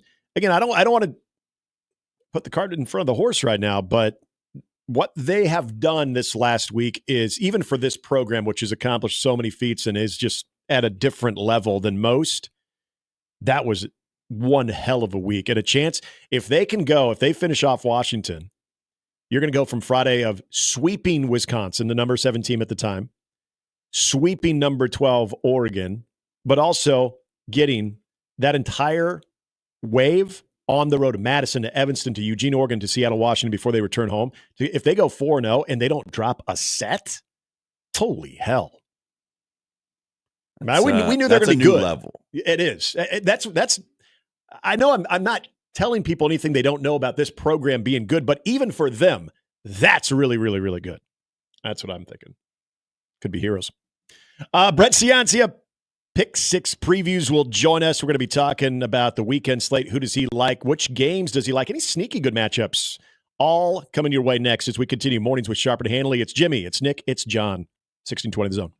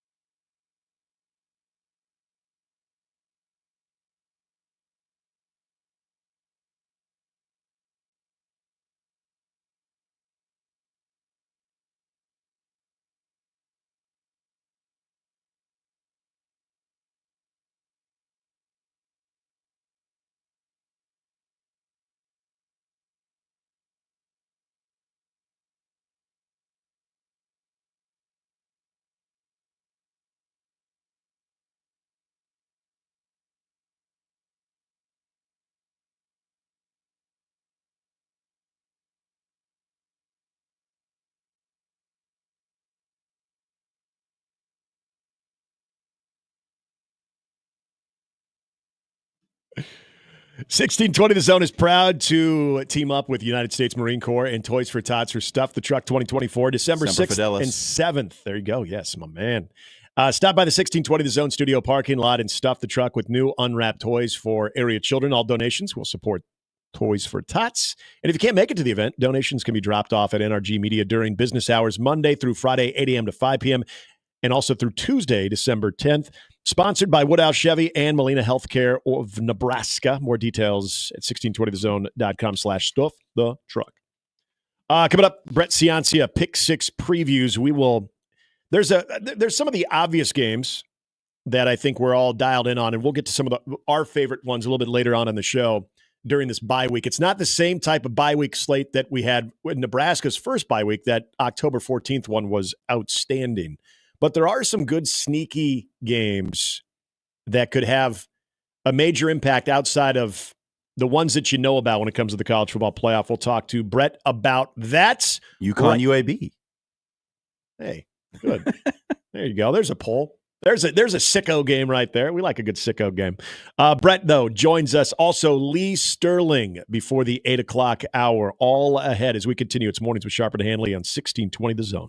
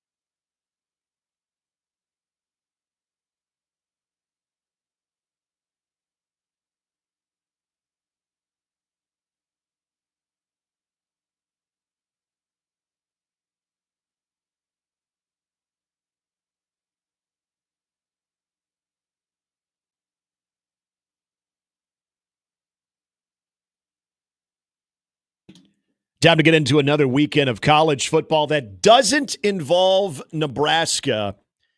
And some interesting games. Not the same, I was mentioning this, John, not the same type of slate. When Nebraska had their first bye week on October 14th, that was an amazing slate. It's not a great slate. No, it's not. But doesn't mean that it doesn't have its impact, especially now that we saw the college football playoff top 25 revealed in our first what it would look like if it started today bracket.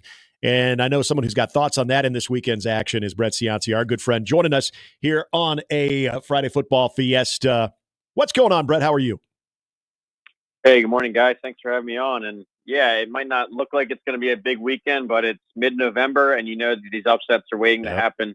Just it's a matter of where in the country on the map it's going to be, but it's going to be an exciting day. I know when we see whether it's the college football playoff as we knew it with 4 teams or now in this new one where you look and all of a sudden there's a bracket, which I still think was so cool to see. I feel like some people think it's their obligation to just have a hot take or just to go all in on the process, even though we know there's a lot of weeks that remain to where things can settle itself out. Did you have any major hot takey moments in the unveiling of the first college football playoff ranking?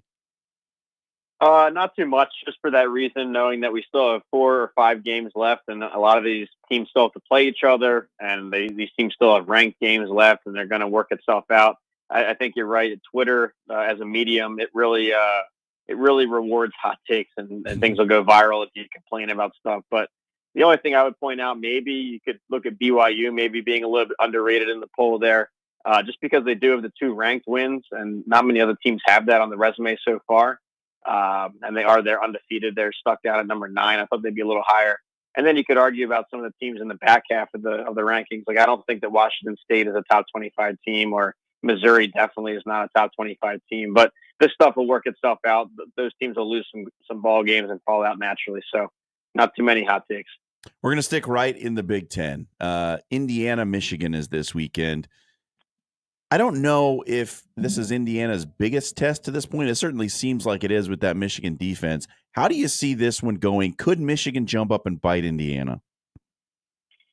Yeah, everything's possible here with Indiana, just because we've never seen anything like it. A team that was down for so long, all of a sudden just playing like world beaters, not just undefeated, but they barely have trailed all year. They're numerically, statistically perfect in every sense.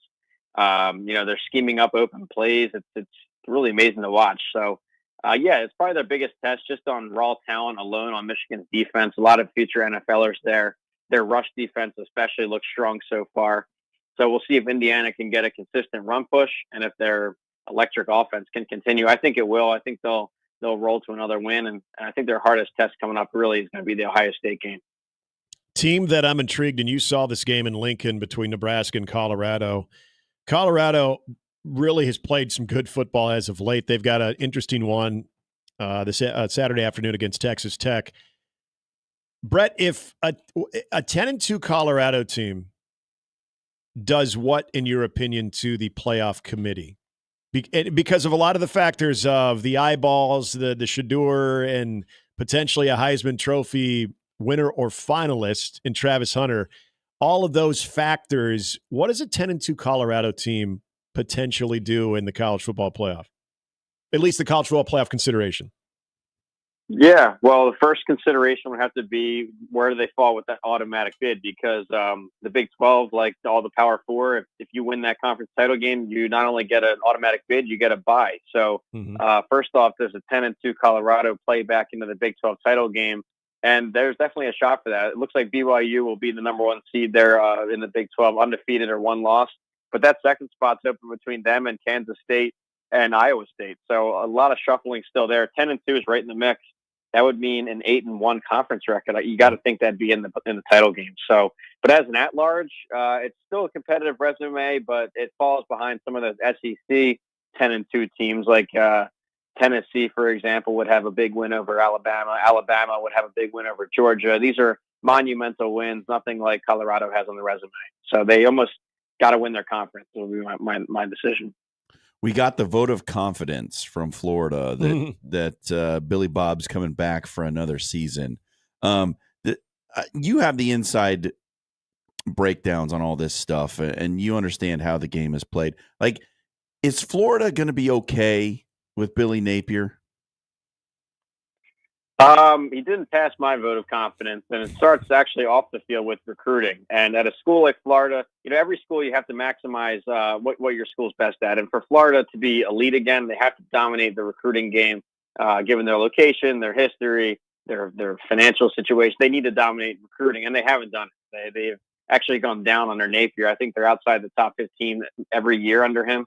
They should be top 5 every year. Urban Meyer had him number 1 or top 5. So right away, that's a red flag. And then you look at, okay, did he dominate the portal? Not really. Okay, is he a great schemer? Not really. A great developer? Not really. Is he converting it to wins? And that answer is also no.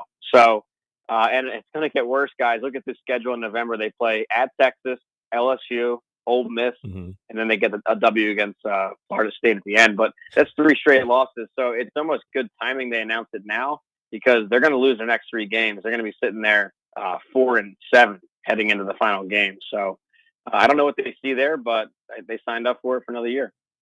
One of the big games this weekend is what would be considered a playoff eliminator, the night game out in Death Valley with LSU hosting Alabama. I'm curious where you sit on this game, given the fact that both teams – now, Bama had a good look against Missouri, but if you go back to the last couple of weeks for both of these teams, shaky at times. Is this, with Bama being a slight road favorite, is this still looking like a who do you trust more type of game? Yeah, you could call it that. I like Alabama a lot more in this game. LSU, a couple of their wins have been fluky in my opinion, and you can never take away a W. They went out and earned it, but that Ole Miss game, it's crazy that they pulled out a W in that game. I thought Ole Miss was a better team. But coming in this matchup, you look at the units, you look at the offenses versus the defense, and so on. And LSU's defense is the worst unit in this ball game. They're bottom half in my rankings in overall defense, towards the bottom of the country in pass defense. And I think the Jalen Milroe and those athletes, Ryan Williams at receiver, I think they're going to tear up that secondary. So I know it's in Baton Rouge, and you're not allowed to ever say they're going to lose at home in a nice game. And they brought a live tiger back on the sidelines, but I'm going to go Alabama here to win and cover that 3 points. Oklahoma is really interesting to me. They're 5-4 right now. Need one more win to get to bowl eligibility. They got Mizzou, Alabama, and LSU left on the schedule. They've made a change at OC. Is there a change at head coach after this season if they don't make a bowl? Well, it's certainly trending that way. The hot seat is definitely turned up on him, and that's when you see these midseason coordinator changes. That's like the smoke signal. That's like, okay, where there's smoke, there's fire. That next step will be the head coach. So let's see if the offense makes some gains here. Let's see if their freshman quarterback can make some gains down the stretch. I think they're going to beat Missouri tomorrow, and Missouri, like I said at the top, is one of the most overrated teams in the country. I said this in the preseason book, and they're worse than I thought they'd be. They actually came out worse. They're, no ranked wins. The only two times they played a ranked team, they got blown out. A&M and Alabama, both destroying them. So I think even in a down Oklahoma year, they can get a quote ranked win tomorrow, and maybe save some pressure from Venables. Talking with Brett Ciancia, Pick 6 previews here on 1620 The Zone at 1620thezone.com. We brought up Ole Miss, Georgia, Ole Miss tomorrow afternoon, where Georgia is much like Alabama, a slight road favorite. A 2-loss Georgia team, I still think people feel good about what they can do when it comes to the college football playoff. Obviously, Ole Miss needs this one. And my question for you, from the matchup itself and having the home field, can Ole Miss do this? Can they pull this one off and it can put themselves right into the college football playoff conversation? Yeah, I think they absolutely can, guys. And, well, I want to do a caveat here. Early in the week, I was ready to call this. I was going to call Ole Miss to beat Georgia, and this would reshape the whole playoff picture for the SEC. I was ready to call my shot, and then I took a quick peek at the injury report. Ole Miss has 26 players on that thing. It's like unbelievable. So I don't even know. I've got to take this one off the board. I thought I had something this week with Ole Miss.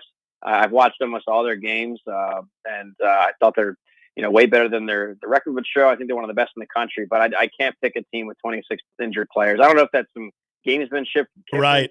He's trying to find new ways to do that, but Let's just say this. If it were straight up completely, I would pick Ole Miss. I think that Georgia has been down a notch offensively. Carson Beck is like he's seeing ghosts on offense, throwing the ball, terrible touchdown to pick ratio, a lot of close games. They're not flexing like they used to. So straight up, I would have gone Ole Miss, but I'm going to take it off the board with that injury question. You just read my mind on the Lane Kiffin factor, because I was thinking the same thing, as if this is a new way of Lane Kiffin trying to give a team false confidence or whatever. Lane Kiffin does different things. He's very unique. If they were to pull this off, obviously a lot of people would say, and they did so with the 26 on the injury report. And if they would win, everybody's looking for that really signature Lane Kiffin win, which would propel them into the college football playoff rankings as an at-large. Would you put it past him? Yeah, he's always looking for new angles. That'd be certainly something if you just put your whole starting lineup as questionable. That way you don't know who's who. That's a new one. We'll see how quickly Greg Sankey replies to that, the SEC commissioner. But no, for Ole Miss and their playoff hopes, they absolutely need this game because there's no other big marquee games left for them. They already have the 2 losses, so 9-3, you're probably out anyway. But you really need a ranked win, and this Georgia win would be their resume boost to get them back into the mix, because statistically, numerically, they're definitely there. I mean, they look like a top 5 team on paper. You need to win the games, though, so they got to get this one. Currently in the CFP, 4 Big Ten teams: Indiana, Oregon, Ohio State, Penn State. Is there one of those 4 that you think has the greatest chance of being left out when this is all said and done? And is there a team that could leapfrog one of those out of the Big Ten? Oh, that's a great question, because you need to project a couple weeks out and look at Indiana. Because Indiana will play Ohio State. I'm pretty confident with Ohio State in that matchup. So that would leave Indiana with 1 loss. And then you start to compare their resume against other conference teams, and you'll see that Indiana, they didn't play anybody that was ranked except Ohio State. And not only that, nobody on their schedule has even received a point in the AP poll. So it's one of the easiest schedules in Power 5, and I think they'll be hurt by that. So that's one to keep an eye on. I think Penn State will win out. I think they're going to be sitting there 11-1 also. So you need to start comparing the resumes, and so I think the order is correct, guys. I like Oregon 1, Ohio State 2, and I'd put Penn State 3, and probably Indiana 4. And we'll see if Indiana can go out and prove themselves. If they continue to blow out Michigan and maybe play tight with Ohio State, but I think they have it right now. Brett, real quickly, before we let you go, is there a game on the slate that maybe isn't getting a lot of the headlines, but you think, boy, this could be an interesting one? Keep your eye on this one.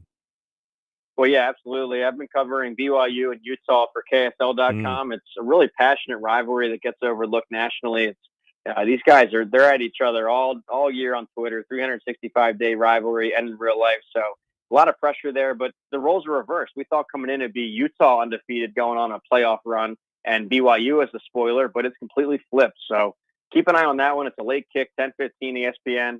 A lot of passion in that building. It's going to be fun to watch. That is Brett Ciantia of Pick Six Previews, joining us every Friday during the college football season. He is the best. Brett, appreciate you joining us. Have a great weekend. Enjoy the ball. Thanks, guys. You too. All right, when we come back, we are going to get the weekend's plays with our man Lee Sterling of Paramount Sports. He joins us next here on 1620 The Zone.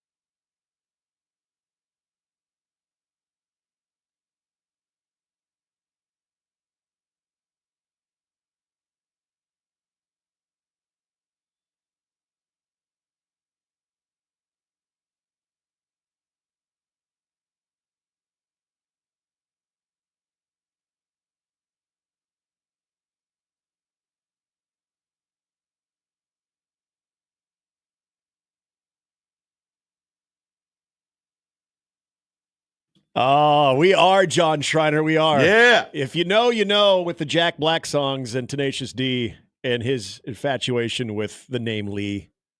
We're also infatuated with Lee. Skinny dipping in a sea of Lee. We are going to do so with Lee Sterling. Good stuff right there. Paramount Sports. I don't know. Lee might be kind of freaked out right now after we said we're skinny dipping in a sea of Lee right now. Good morning, Lee. Good morning. There's something going on I don't know about. You don't know the Tenacious D song of your namesake? Yes.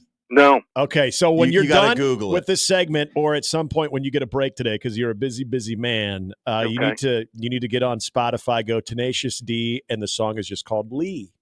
Okay. And then you'll know what we're talking about. Okay. And then you can check it out. Then you can text me and tell me if you're a fan or not. Okay. Okay. All right. I'm a little skittish because I have a good friend. He found out. How about this?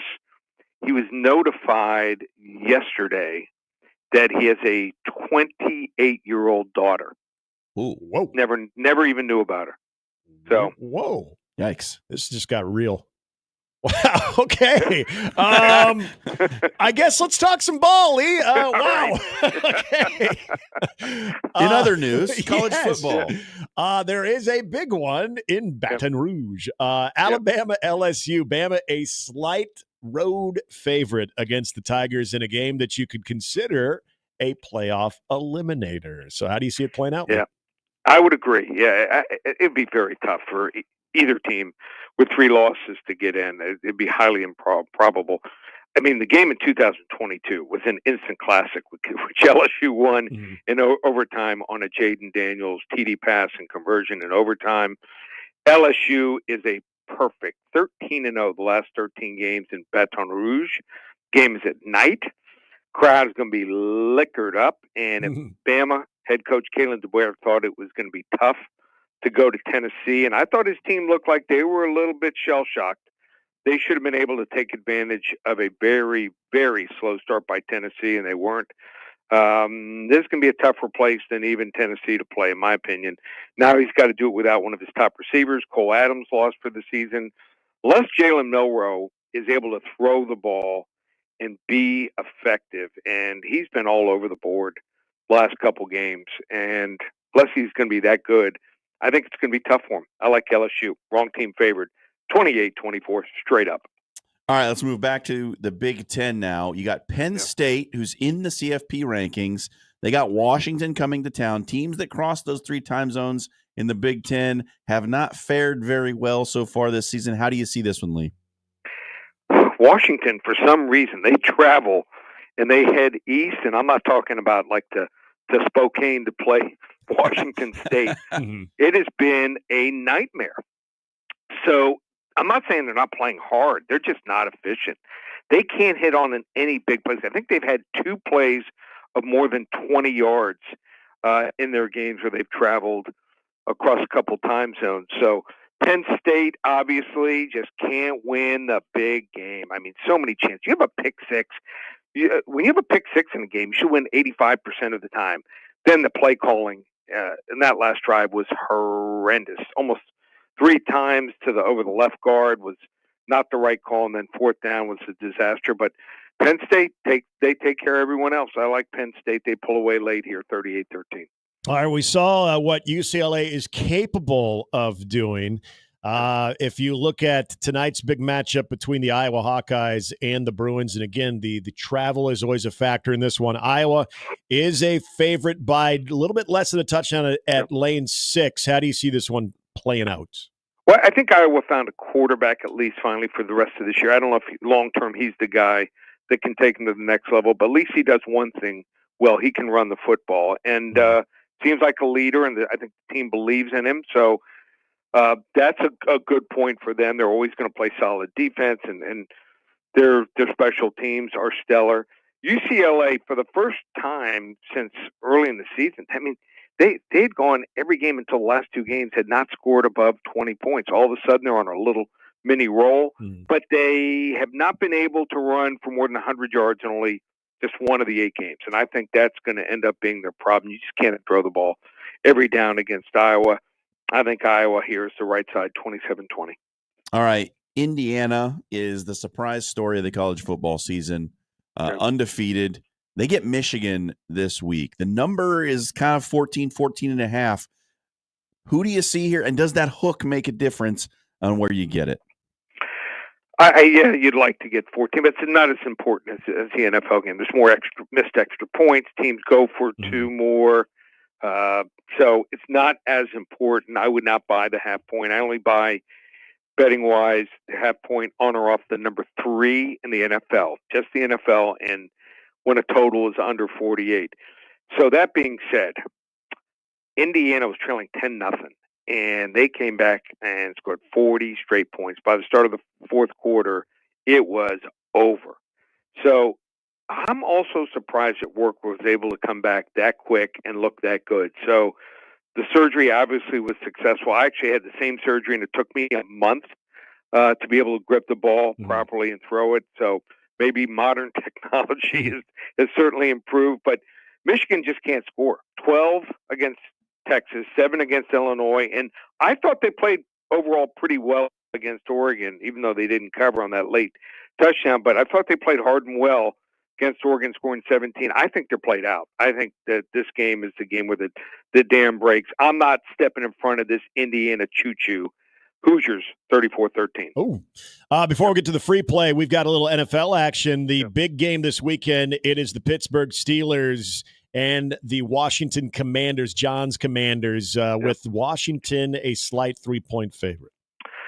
I don't think anyone thought that Washington would enter Week 10 with 2 losses and leading the division, but it's Jaden Daniels.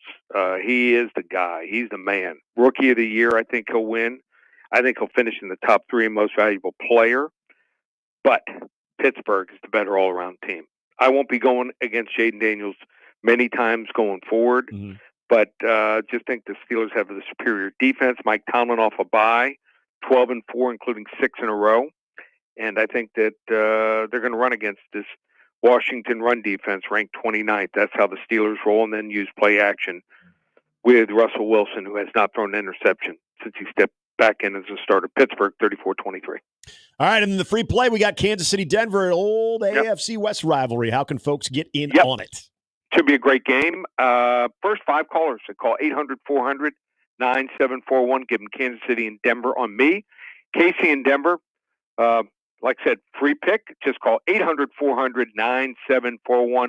Also follow me on TikTok at Paramount Sports, putting up a bunch of free pick videos all day long, and I'm talking about some good ones. Georgia and Ole Miss, we'll have that up there. Have my Canes video up against Duke, so check out those videos on TikTok at Paramount Sports. And they want to hop on board. If you're not a client, we've won 7 to 10 weeks. How about this?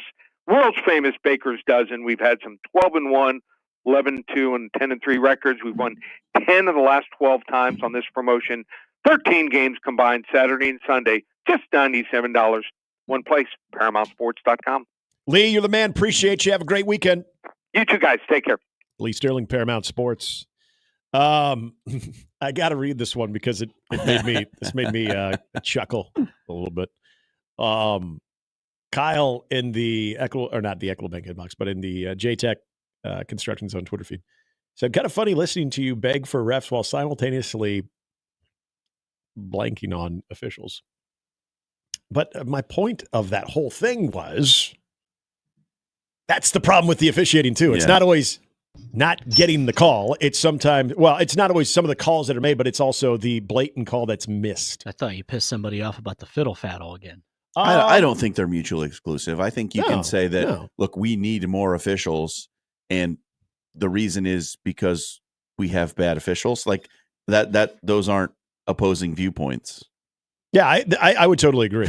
I mean, yeah, we're wanting more officials, but we're also looking at the calls that, and this is not the calls that are made in a lot of the cases. This is the calls that are not made too, where it's just been so inconsistent that, yeah, this is always going to be the criticism. And you brought up the point earlier, and I think it's spot on, that one of the reasons we're not seeing a lot of officials, maybe the pool going all the way down to the high school level, because the amount of criticism that they do take. But I think if you're able to invest more into officiating at all levels, and I know not the investment at all levels is going to look very, very different at each level. I'm completely aware of that. but to get an organized, large network that has a lot of development that goes into it, a lot of incentive when you're doing your job correctly, but also the accountability that will exist. And Josh the Pirate in the stream brought up a good point as well, that this isn't just for football. Yeah, he brings up baseball, and he had brought up, I'll read his comment here in the stream. He said, same in MLB, Nick, it's like they called up a plethora of 8U umps who operate under the belief that if a batter can make any semblance of contact with the ball, it is a strike. I noticed this one, John, in the postseason. Hey, good catchers always know how to frame properly, too. They can just snap that wrist, and, boy, it can look like a strike. And then you see it in slow-mo, like, holy hell, that was nowhere close to the zone. The amount of frame jobs in postseason alone, and this existed throughout the season too, but in postseason alone was shockingly successful. I mean, it was. Yep. Like, holy cow, you fell for that one? So he's right. I mean, this is not just a football reffing thing. And so again, I think this goes back to the point you bring up. It is such a hot button topic, and with all of the different social media outlets and the visibility of all these people and all these officials where they can be targets, not just at the game itself, but beyond. Yeah, I think it provides a little bit of deterrent of, hey, you know what? I've always wanted to be involved in the game, but do I want to put up with that? And the way you put up with that is if the money, good calls. But if the money is talking as well. Sure. If the money is there, it's amazing the things you can put up with when the money is right. It's amazing the things that you can let roll off your skin. To a certain extent, yeah. When the money is right.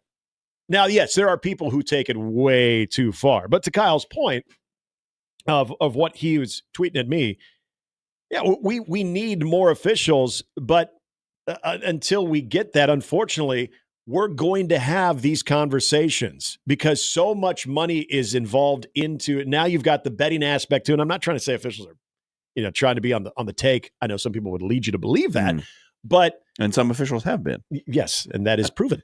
But there's so much at stake that I understand fans' reaction of some of the most remedial calls that are not being made or are being made incorrectly. But also, like, this is too big to fail, and you cannot keep having these conversations at the level that we continue to have these at. It's not going away anywhere. Now, that's not to say, hey, if you disagree with the call, you need to go nuclear on the person and make it personal on them. But unfortunately, there are going to be these conversations until the NFL, college football, high schools, MLB, everybody. And I think it's always the professional level that sets the tone at the top. Yeah. They set the tone of how they're going to do it, how they're going to develop You their could just officials. do a Fran McCaffrey and walk over and stare at an official through an entire timeout. What a doink. You could do that. What a doink. That's one thing you could do. God, that made me just mad. really mad. I mean, the discussion about officiating is a big one, right? Like, and it's not one specific sport. It's not anything. So I had a chance to sit down and talk to Kirsten Bernthal Booth, who we mentioned. She is the AVCA president this year, the American Volleyball Coaches Association. And, talking to her about her role within that and what her specific ideas and how she wanted to fill that office, the first thing she told me was they were making a huge push for coaches to treat officials with dignity and respect. Yeah. Like, this was her key point of her term as AVCA president, was to make sure that coaches were not stepping over the line when it came to communicating with officials. And she specifically said, like, we can't afford to have our best officials get driven out of the game because they're taking too much abuse on the sidelines. Yeah. And that was like, this is from a coach. Yeah. Like, this is not a fan. Like, this is not anything but the coach who's in charge of monitoring the situation with volleyball coaches. Her specific thing was, we can't afford to have more officials leave the game. So right. We have to treat them better. Yeah. And I don't think she's wrong because, like, okay, but in the same, I would counter that because I think she's absolutely right. But I'd counter that of saying, Okay, but the NCAA in that situation, or the NFL, or Major League Baseball, they need to put those officials in a better position to where they're not the subject of criticism all the time, where they have the resources of development, Sure. of training, all of those things. And again, maybe they do. I don't know exactly how that is. Maybe they have the most you could possibly give. I know the NFL does. The NFL has an extensive review and training process, Which is shocking to me right now. Extensive. Like these guys. So I took sports officiating in college. Mm-hmm. That was one of my electives that I took. Nice. Got that 4.0. You're an overachiever. Why are you officiating then? I did. I officiated some intramural stuff. If you don't know, I did. I was. Would you had to? Would you swallow the whistle in clutch time? No. Or in crunch time? I was blowing that whistle as much as I could. Oh man. Anyway, and we actually got an NFL official to come and speak to our class. Mm-hmm. And he talked about what they do as far as training and review. And it is like, it's serious now. Yeah. Like they are at the game site, I believe, on Friday to have meetings and review their game film from the previous week with notes from the league. Like they get a score, they get a game film that says you did this right, this was a good application of the rule, you did this poorly, you missed this call. Like they get an entire review process, and here are your things to work on. Here are the rules and like everything you need to remember. Here's how you can improve. Like it is vast, the amount of instruction that they get from the league on how they're supposed to adjudicate the rules of the game, right? Like it is no joke. I don't know what that's like in the NCAA. I can't speak to that. But I do know in the NFL, they are getting training, review, instruction, like all of it to the nth degree. I don't doubt it. And that's what makes it a little bit more disappointing that this year it just seems like, and we're not, we still got a lot of weeks to go of how this continues to be a topic really on a lot of big stages too. But hopefully it's just maybe what we could chalk up to, this has just been a bad little stretch. That's all I can really hope for, because we're unfortunately seen at the college level. But it's not as bad as we had when we had the scab refs. That was the absolute worst. So thank your lucky stars that we don't have an official strike. Yeah, right now. Let's not do that again. When we come back, a lot of Nebraska bye week stuff I wanted to get to, and haven't got. We talked a little bit about the Holgorsen stuff today, but I do have a question about him. If you go all the way back to his, really the mutual interest between Nebraska and Dana Holgorsen back in January. Also, your confidence level of the final 3 games for Nebraska and where things could stand if one record hits compared to another one. There's a couple different scenarios. Also, a big weekend for some local sports that we will hit on as well. Don't forget, we got Mike Schaefer and Matt Versal joining us as we will step aside for just a moment, coming right back with some more Husker bye week convo here. It's Mornings with Sharp and Handley on 1620 The Zone.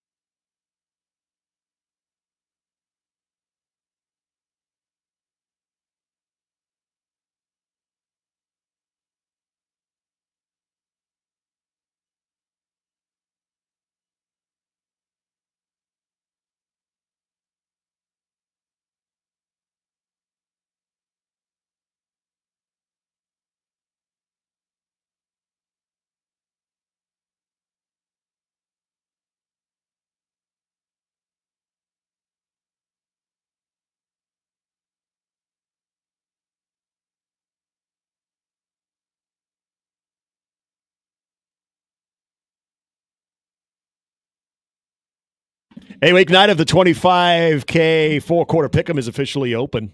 You can make your picks now. Get a piece of the $25,000. Play now at 1620thezone.com. And again, congrats to our Week 8 winner who was 10 for 10, Patrick Coder, who won $2,500. Our friend. Way to go. He is our friend.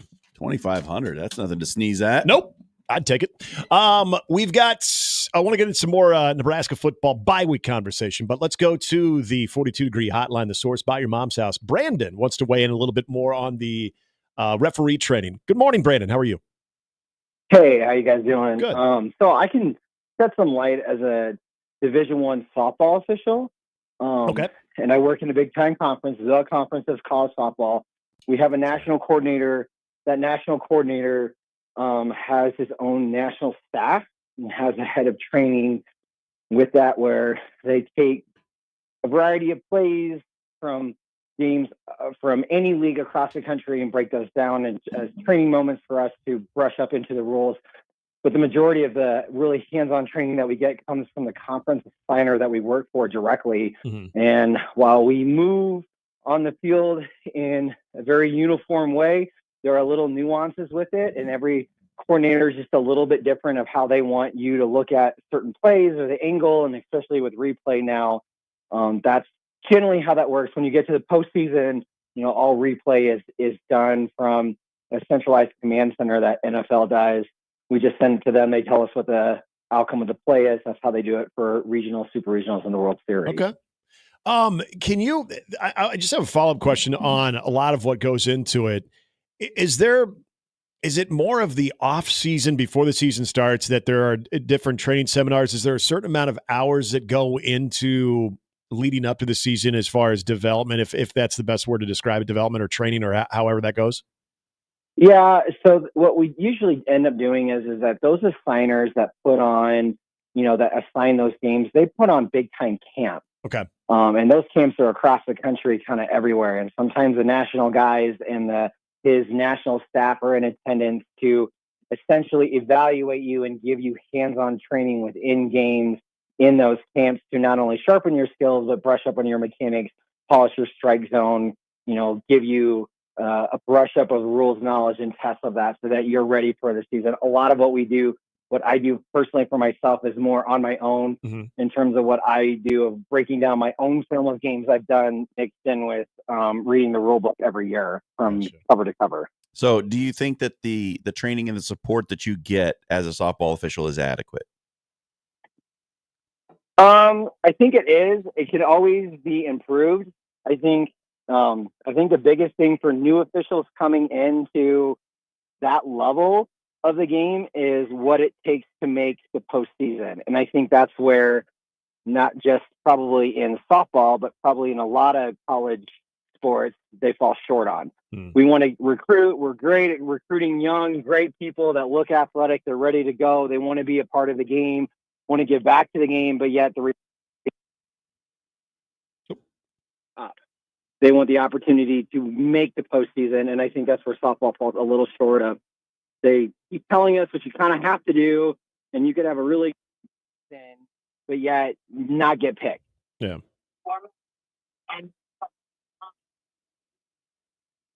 Oh, Brandon, I think we're losing you. Got a bad connection there. But appreciate just what you're at Independence Day. Appreciate what you're able to get us there. Yeah, that's good. Calvin in the stream says the NFL might have the best instruction and training, but until the NFL recognizes the officials as employees of the league, it will always be stops giving every call a half measure.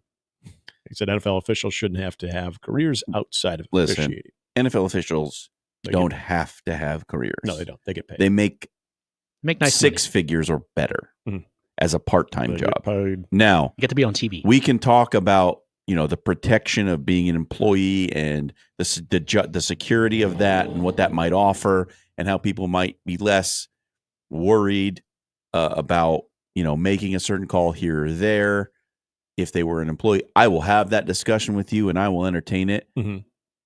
My man, they don't need to have second jobs. Yeah, no, they're making more than you or I. I've heard the same thing. But does the adequate training? I think you asked the best question, even to Brandon there.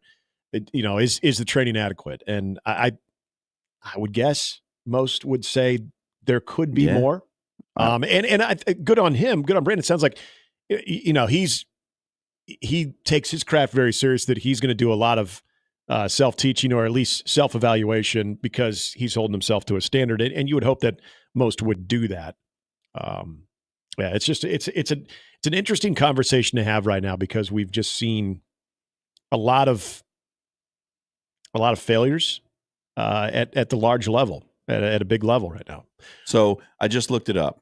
Depending on time in service and position, NFL referees are making between $205,000 and $250,000 a year. Ooh. They don't need other jobs. They don't. I need to. If they do, line of work. They need a budget. They need a household budget. I know. Get to travel to all the great stadiums.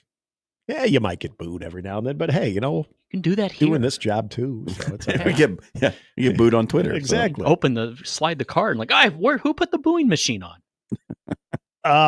Going back to the stream, just train yourself to get booed. Just play in your earbuds when you lay down at night. Yeah, just put booing crowds in there. Yeah. You can zone it out. John's comment. We need some context here, but he says Vince Lombardi, Bill Belichick, Newt Rockne, Dana Holgorsen. Yeah, right. All right. I don't think we're. What are coaches, Alex? Yes. Thank you. I don't think we're pumping it that way. I do want to ask you this question, John, because I was thinking about this the other day. A lot of the bounce back of Dana Holgorsen, because remember in January when he was in Lincoln, he's having conversations. It sounded like he would have some type of role on this staff, and then it just didn't work out for both sides. Then all of a sudden, in a bye week, in the second bye week where the offense is sputtering, that he's able to leave his position at TCU and come on as an analyst, consultant, whatever you want to describe it as, for Nebraska.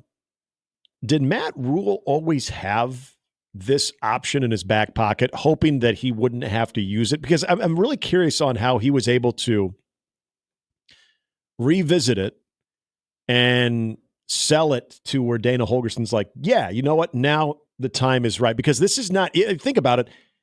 Wouldn't January be more the ideal time to bring someone in? You get to go through an entire spring session. Then you get to go through summer workouts in the fall. You get to know, even as an analyst, you get to know the personnel to now where you've been inundated with a lot of TCU stuff. All of a sudden, hey, is now a good time?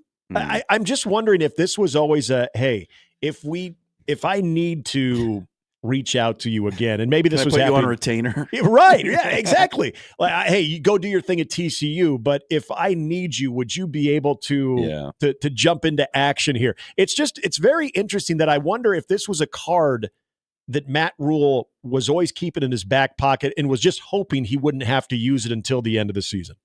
My honest assessment is this. I think Dana Holgorsen was looking for a full-time offensive coordinator job. I think that's what he wanted. Mm-hmm. And I would agree with that. I think he believed he could get one. Because he wants to be a head coach, and the best way to be a head coach is to be an OC. Rehabilitate through at a power coordinator. Absolutely. Yeah. So I think that's what he was looking for, and Nebraska was not going to give him that. And it was still early on in the process. Everybody was still kind of figuring out what their staff was going to look like. I think he believed at that time that he was going to get an OC gig somewhere. And so he told Nebraska, like, yep, love you guys, love what you're doing. I want a bigger job. Mm-hmm. And then that job didn't come. And Nebraska had filled those analyst spots already. Yep. So the timing wasn't right between the two sides. Now we're past the midpoint of the season. Dana Holgorsen kind of looking for something to do now. And Sonny Dykes has never given up play calling. No. So no, you're probably looking at it. Okay, this is I'm with you on this. You're looking at your current spot with TCU, and you're there just to provide more input. Here, maybe you're not calling plays next week, but if you look at it, Nebraska's had 2 seasons where they've struggled on offense. Yeah. You're looking at this situation, you're going, that guy might not have a job next year, and I could be in line to have it. So it makes sense for him, perfect sense for him to go, yep, I will come and help you out and try to fix your offense. Because if he does, if this offense looks drastically different from before I scratch your back, you scratch mine. And he says, hey, I could do this off season too, and every day of the regular season.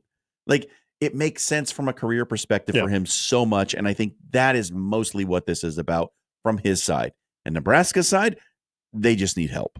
The offense needs help from anybody who knows anything about effective offense. And Dana Holgorsen, despite all of the troubles as a head coach and the moving around and whatever else you might know about him, a man knows offensive football. Yeah, he's an offensive savant. That is true. Now, then begs the question, because I think what Dana Holgorsen, in an ideal situation, if he's the offensive coordinator, what he would want from a personnel standpoint, there's obviously things that Nebraska has, but more importantly, doesn't have.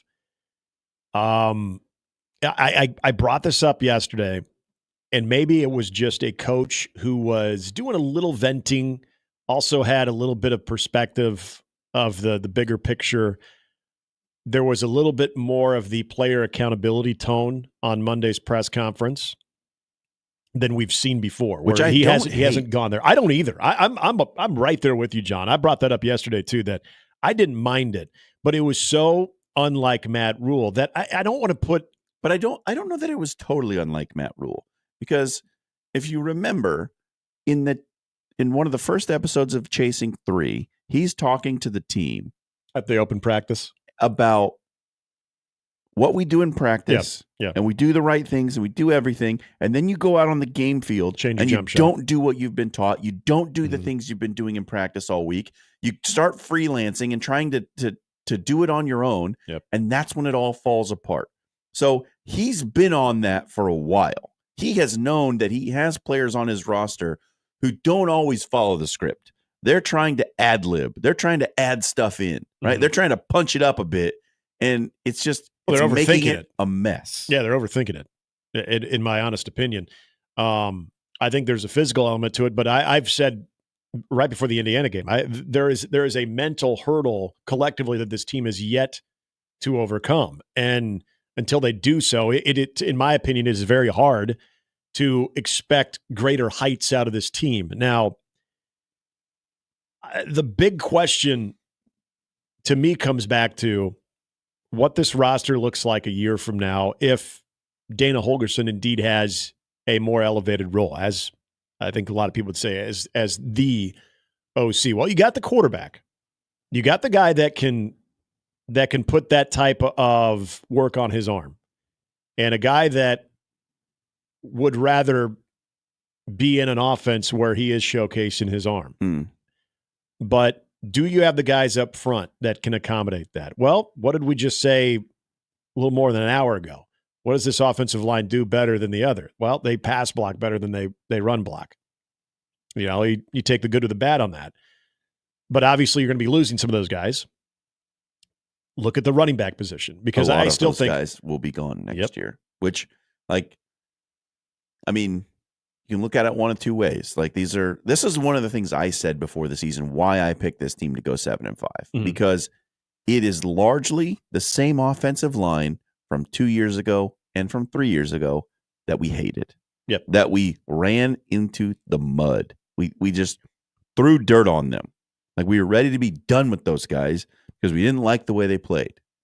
And then last year, there was kind of a reclamation project, and a lot of them we said, oh, well, maybe they're not so bad. Yeah, the Bryce Benhart was the beacon of hope as far as, look, here's a guy that's been here for a long time who has largely underperformed, and now all of a sudden he played is much better last year. He absolutely did. This year, I feel like even he's regressed this year. 100% he has. I think he'd tell you that. So that was my thing. It was like, this is a lot of the same pieces on the offensive line that we didn't like 2 years ago. But now, all of a sudden, they're going to be a 9-win team? No, they just weren't. The offensive line, the skill and the talent is not good enough to win at that level. And look, they've proven it. Like, it's absolutely true. If you want to point at the one group on the offense that has had the biggest struggle, like, you can talk to me about wide receiver, you can talk to me about running back, but it's the offensive line, man. They have not gotten it done in the run game at all. And therein lies the intrigue of there's got to be certain things you can do and at least attempt and try to commit to in the running game to run the rest of this offense. And that's what I'm curious if a guy like Holgorsen can identify. Maybe he can't. Maybe it just saying, hey, we can tweak this here and there. But there's going to be some suggestions. You know that.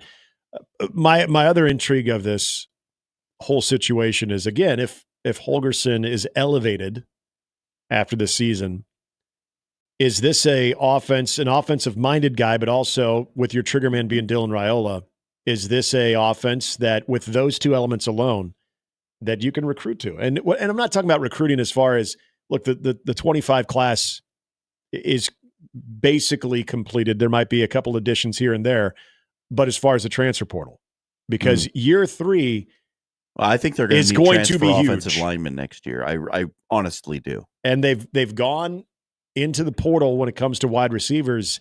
I mean, we don't know other than Trey. Now, this like isn't this Grant staff. Brick's development. Yep. You have Tapu coming in, who's a gigantic man as a freshman. Preston Tamoa. Yeah. So you have some pieces already committed. Mm-hmm. But I guess those guys are already on campus. Bricks, as you said too. But yeah, you've got to see the development of some of those guys. But I think they're going to need 1, maybe 2 transfer offensive linemen next year. Then there's the wide receiver. There's a running back in the wide receivers too. That the running backs are good, nothing more. And I think you need to have their average. Yeah, you need to have an offensive line that makes them look good. And if you don't have an offensive line, though, you need a running back that can mask some of that. Sure, one or the other. But the wide receiving element of this now, the last guy out of the transfer portal that was just an absolute difference maker at wide receiver was Trey Palmer. This staff didn't get him. That was not this staff. Jamal Banks has been so disappointing. I agree. I thought he was going to be so good. Naywar at times. It gives you something, but it's not consistent. You go back to last year with Billy Kemp. Billy Kemp he had to be your number one. That's not a number one. No. So is it because you're trying to get transfer portal wide receivers based on what the product looked like the year before, and that's why you don't get those big guys? Because look, Nebraska can spend with anybody, but at some point, someone else that provides a better look offensively is going to match it, if not exceed what you're offering that guy. Like if you're Dana Holgorsen be a difference maker? If you're a primetime wide receiver, right, and you are looking to transfer for your final 1 or 2 seasons, you are looking for the place that can get you ready for the NFL. Yep. I totally agree. That's it. That's the only thing. Well, and honestly, wins maybe matter a little bit. Environment matters a little bit. How can you get me to the league matters the most.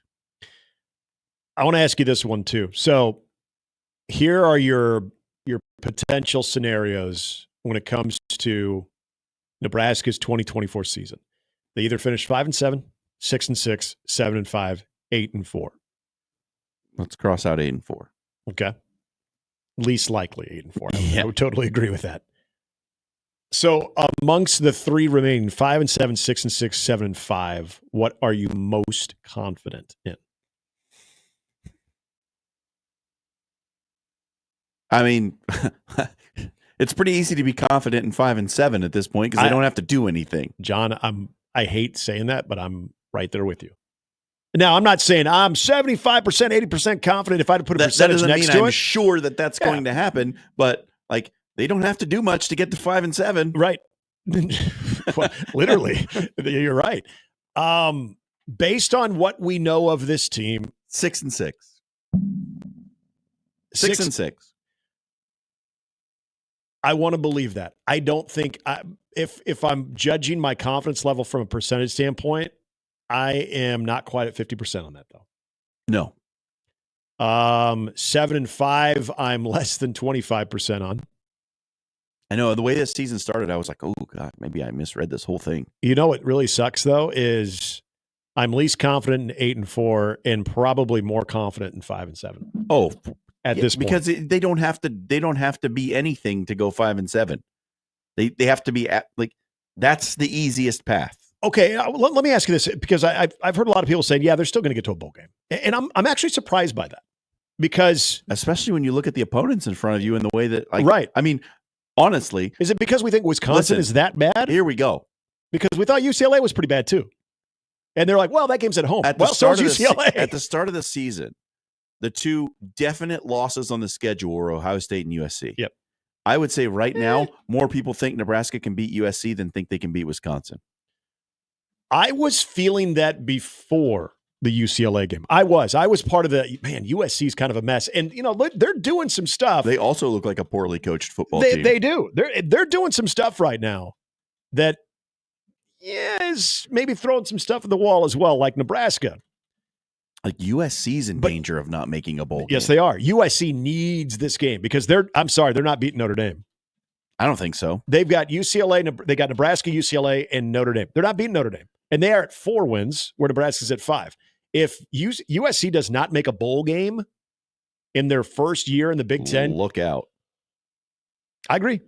I totally agree. But Wisconsin, they're fighting it again. They had a little bit of a stretch where they were looking good.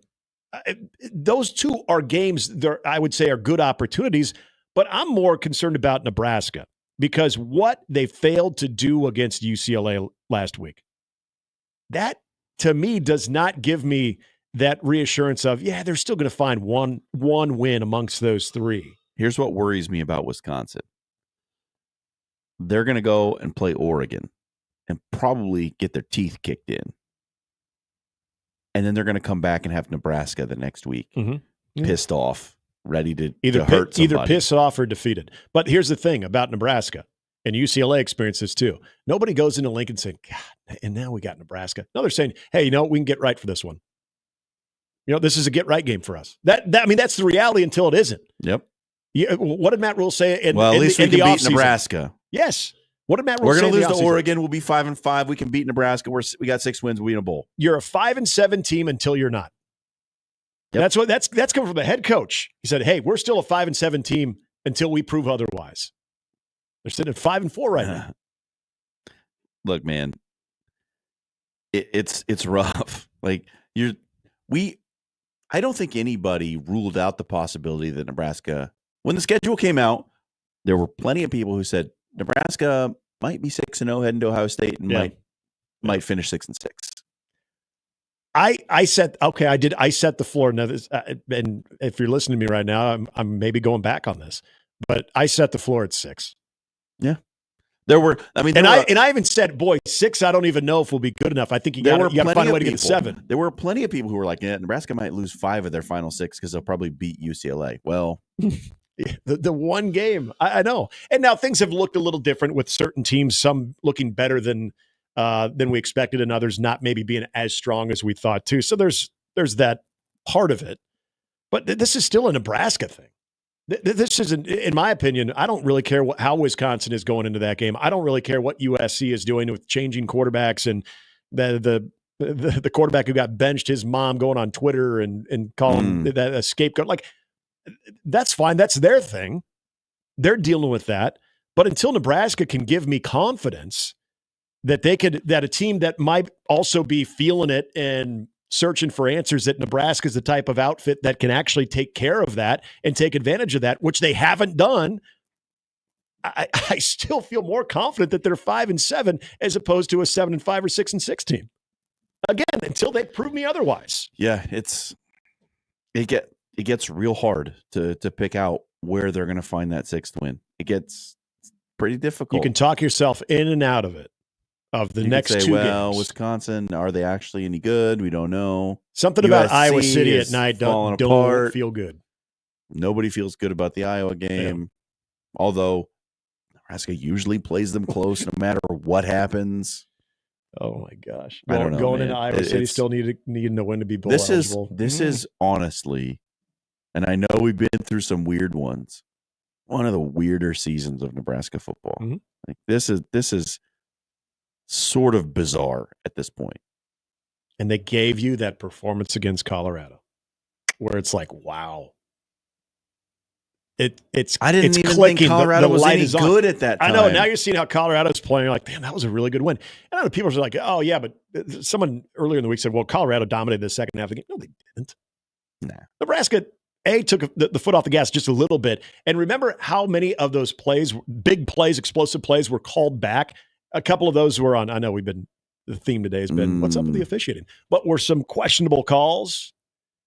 I would not say Colorado dominated the second half of that game. Okay, Nebraska still had it under control. They gave you a good product. Now, did they play elite at four quarters or the same type of explosive they had in the first half? No. But I don't ever look at that game like, yeah, but Colorado just dominated the second. No, they didn't. Fewest points Colorado scored this season by a wide margin. Mm-hmm. So they had that in them, but it's almost like you can get charged up because a team, maybe as you perceived, disrespected you a year ago, and they did. They talked a lot of trash about Nebraska. All the way up to the coin toss of that game, they were talking trash. Nebraska had never been more locked in on an opponent before. The biggest disappointment of that is that game should not have been the anomaly. That should have been the standard. And now that game is the anomaly. Yeah, see, Jimmy just said, CU shut down Nebraska in the second half. There needs to be context to that second half, Jimmy. Context to that second half. There were still some big plays that Nebraska had that one got called back probably appropriately. Two, one big play, one touchdown should not have been a penalty. Again, I'm not, and that game it feels like years ago now. Might as well have been 2 years ago. And that's the frustrating part. We have lived live that should have been season since the Colorado game. That should have been the standard. And unfortunately, the fact that we don't know what to get out of this team week by week, and we are already now in the final quarter of the season, to me is a big problem. I kind of think we do know what to get out of this team week to week. I think we know at this point. They're just Nick. consistent. I really do. I think we know what we're going to get. I think we're going to there are two anomalies in the season that I see. Colorado was an anomalous performance by the offense. In Indiana. And Indiana was an anomalous performance by the defense. Mm-hmm. Outside of that, everything else looks pretty much the same. That's a great point. That is a great point. The offense struggles to move the ball. They get it. They score enough points to make it close or potentially win, and the defense plays excellent to solid. Yeah, because you always hear this in a lot of different, whether it's in business or in sports in general, you say take out your best performance, take out your worst performance. Yep. And then the rest right there is basically what we think you are, what your identity is. And I think we know what it looks like. And the biggest the question is, which defense shows up? Is it the Nebraska defense that's still going to give up 17 to 24 points? Or is it the Nebraska defense can shut you down and give up 7 to 10? Mm-hmm. And that's the difference for this team between winning and losing. Yep. Which defense do you have on that day? Yep. Because the offense isn't going to score more than about 24. So if you're giving up more than that, chalk it up in the L Watch column. the tone that the defense sets within their first series that they face. If they get gouged, even if they give up a field goal, they give up a field goal on that first drive, but a 14-play drive, albeit. But when they did against Ohio State, they shut them down, 4 plays, boom, stuff them on 4th down. Game on. Honestly, the 5 wins for Nebraska, the defense gave up 7, 10, 3, 10, 7. Mm-hmm. The 4 losses, the defense gave up 31, 56, 21, 27. Yep. There's a clear dividing line here. Yep. We know what we're getting. We know what's going to happen. It's very fair. We got a lot of local stuff going on this weekend, from high school football. We've got some hockey, a little news with that as well. Also, Husker wrestling gets underway tonight too. Get you some thoughts as we get into Mike Schaefer at 9 and Matt Verzel following him as we continue. It's Mornings with Sharp and Handley. It's John Schreiner. It's Jimmy. It's myself. 1620 The Zone.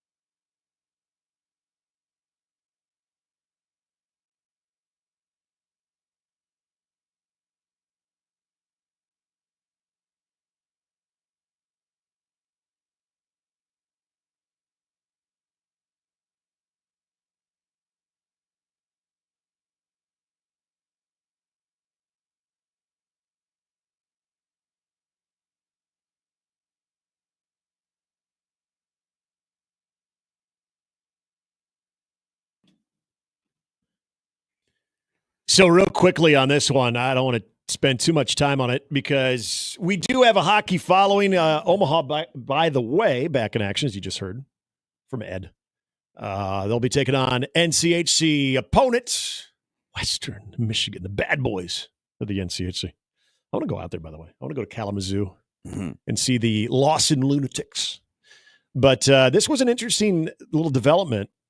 I was talking to a buddy of mine, Jordan McAlpine, he works, basically covers college hockey. He's been doing it for a lot of different outlets.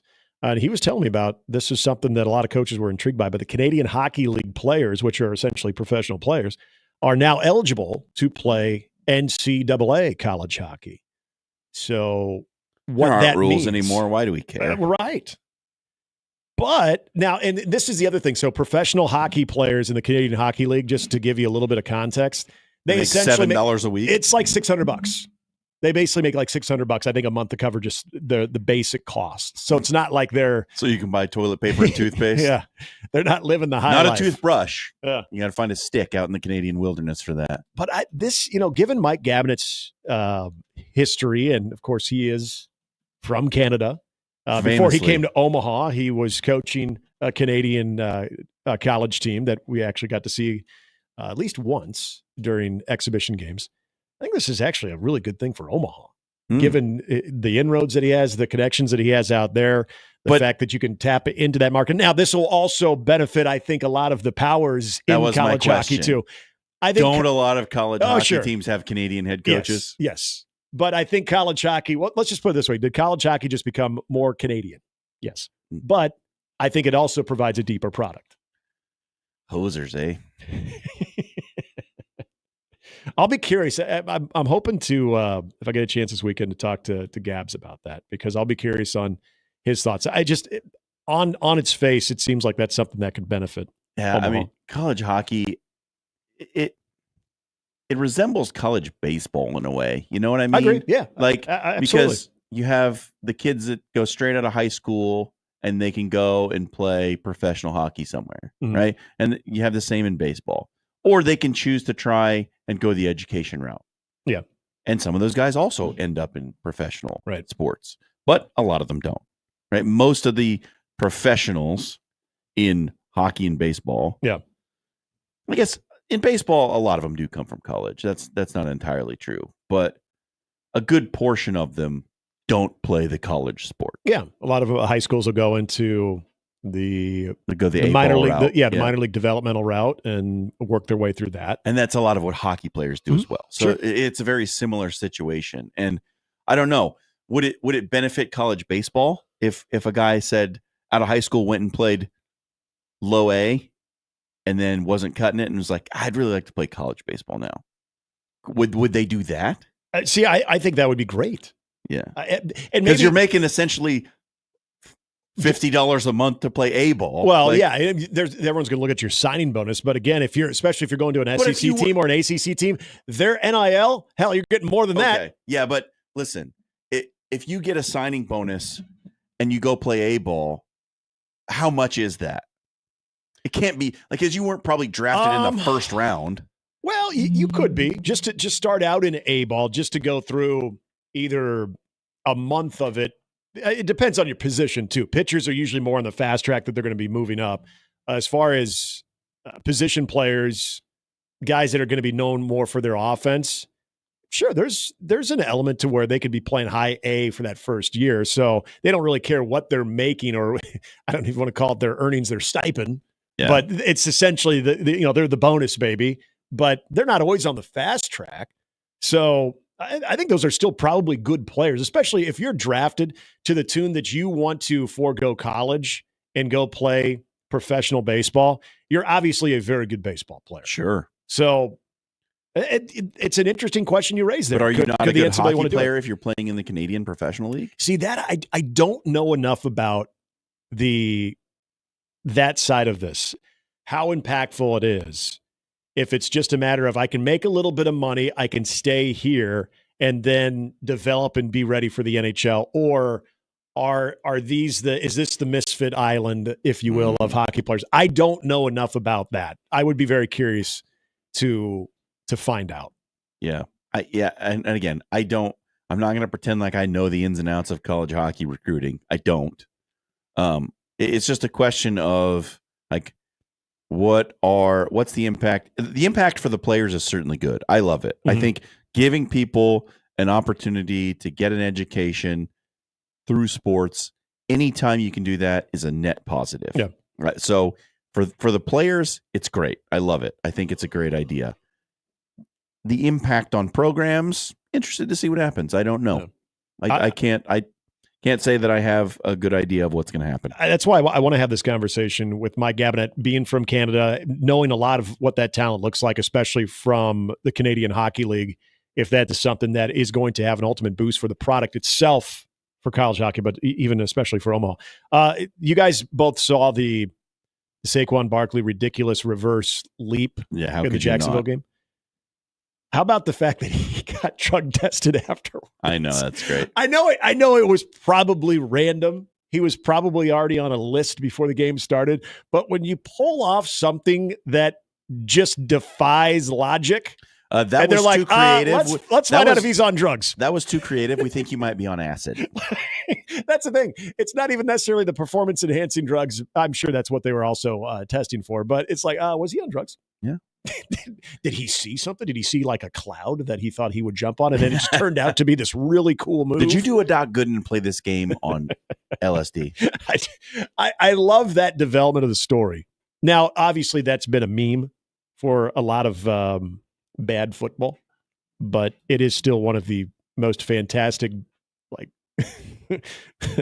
aftermath of the story of, by the way, he got drug tested because he did something that was essentially out of this world. Mike Schaefer will join us as we kick off the 9 o'clock hour. Also going to get a conversation in with Matt Verzal as well. Take a look at some of the college football games that we're excited about this weekend. And, of course, your calls and all of your comments. As we continue, it's Mornings with Sharp and Handley and Jimmy, 1620 The Zone.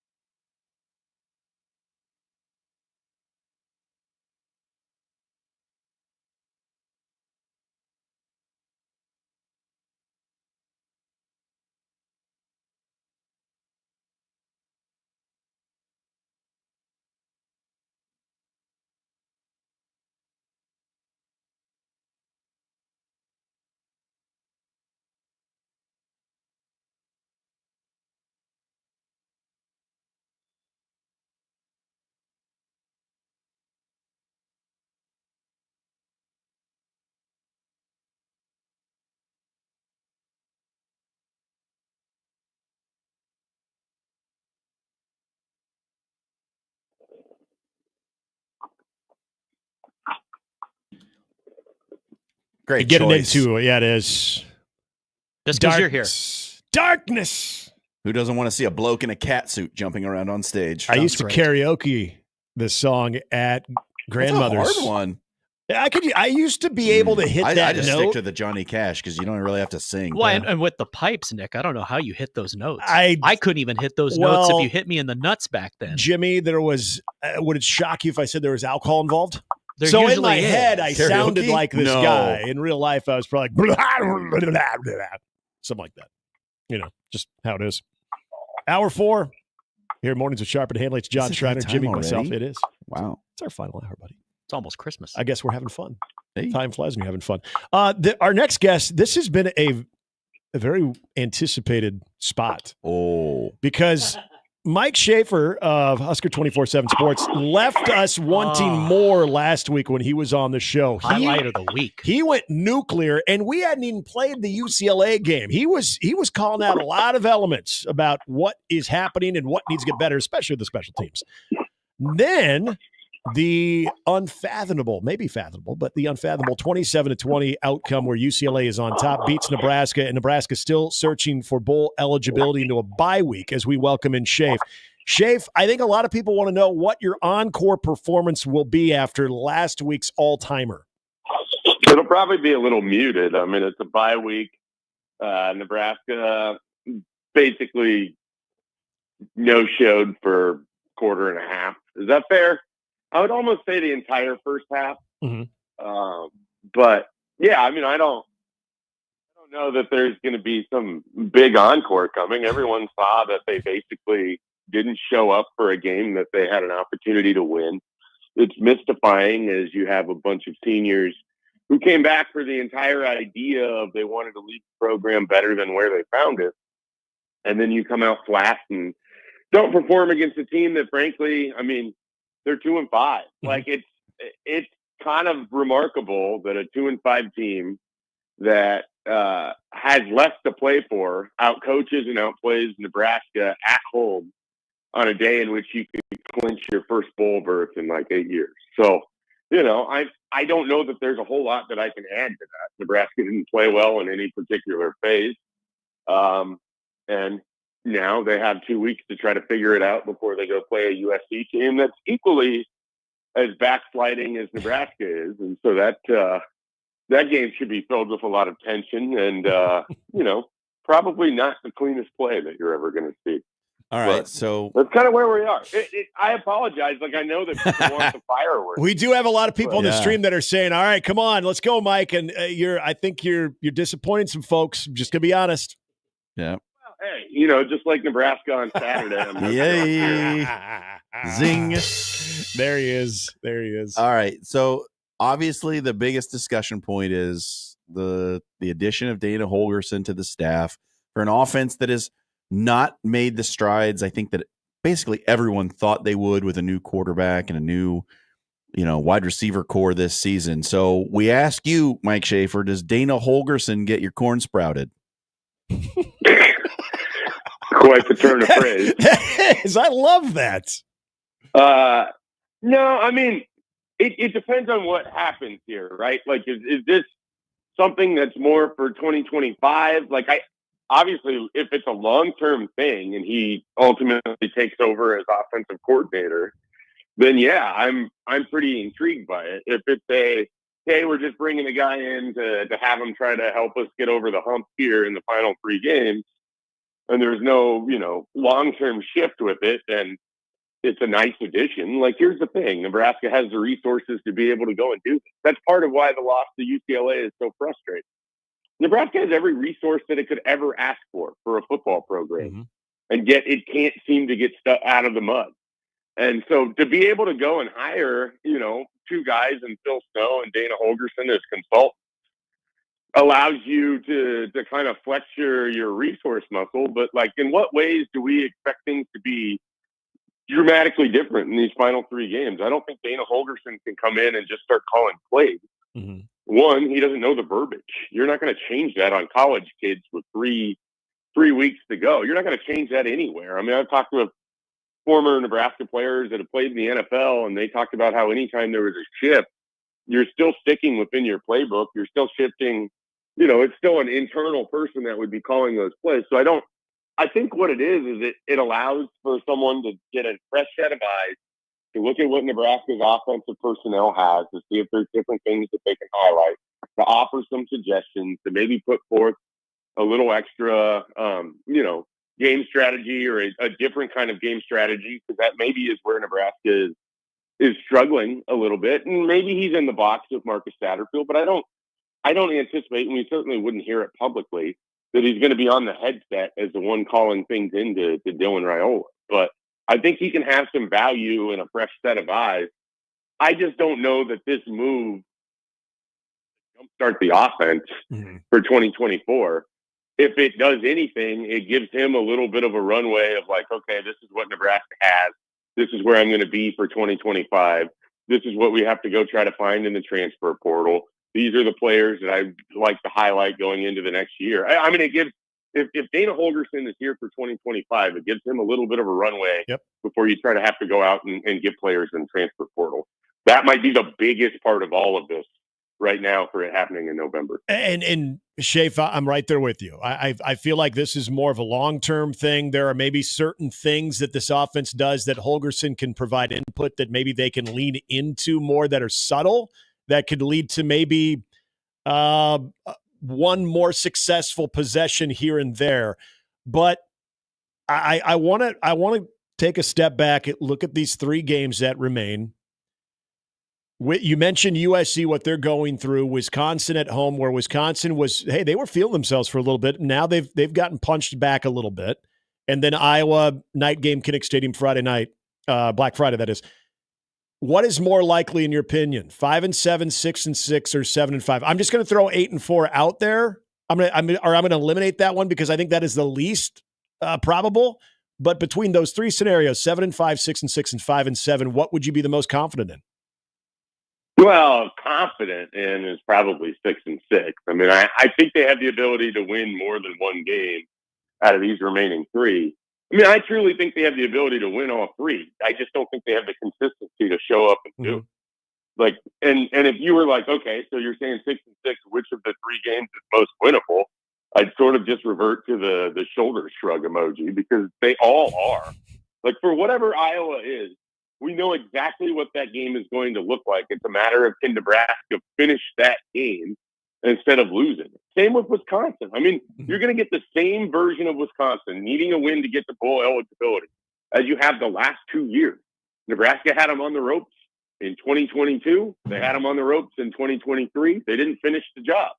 So, I mean, to say that neither of those games would be winnable would be an outright lie. To say that Nebraska will definitely win one of those 2 is an outright lie. USC is sort of the tricky one. You got a new starting quarterback. They have 2 weeks to prepare. You have 2 weeks to prepare. Nebraska's coming off of a horrendous bye-week performance against Indiana that I think is in the back of everybody's head. But I think the rest of the program probably isn't viewing it in that same way. I think they view this as an opportunity, which is good. And, like, if you're any kind of competitor, and these guys are, they should be able to erase that and then move forward with that game against USC and not think about Indiana. That's for the rest. So, I mean, again, they have an opportunity to win any of these 3 games. Realistically, with how up and down they are, it'd be hard for me to say either 5-7 or 8-4, and more likely it's 6-6 or 7-5. And I would lean 6-6 because I just don't know that this program gets the benefit of the doubt anymore. At the start of the season, we thought, I think a lot of us did, I don't know how you felt, but that wide receiver was going to be maybe the strongest position group on the offense, right? Like the transfers coming in, the development of the guys who got some playing time last year, the addition of Ja'Cory Barney, who has really shown up in a lot of the good things that Nebraska has done. But it seems like the rest of the group outside of Barney has really underperformed. And I don't know if you have a sense of why that might be, whether it's just these guys aren't as good as we thought they were. They aren't getting the proper coaching. The scheme doesn't suit them. I can't put my finger on it. I wonder if you can.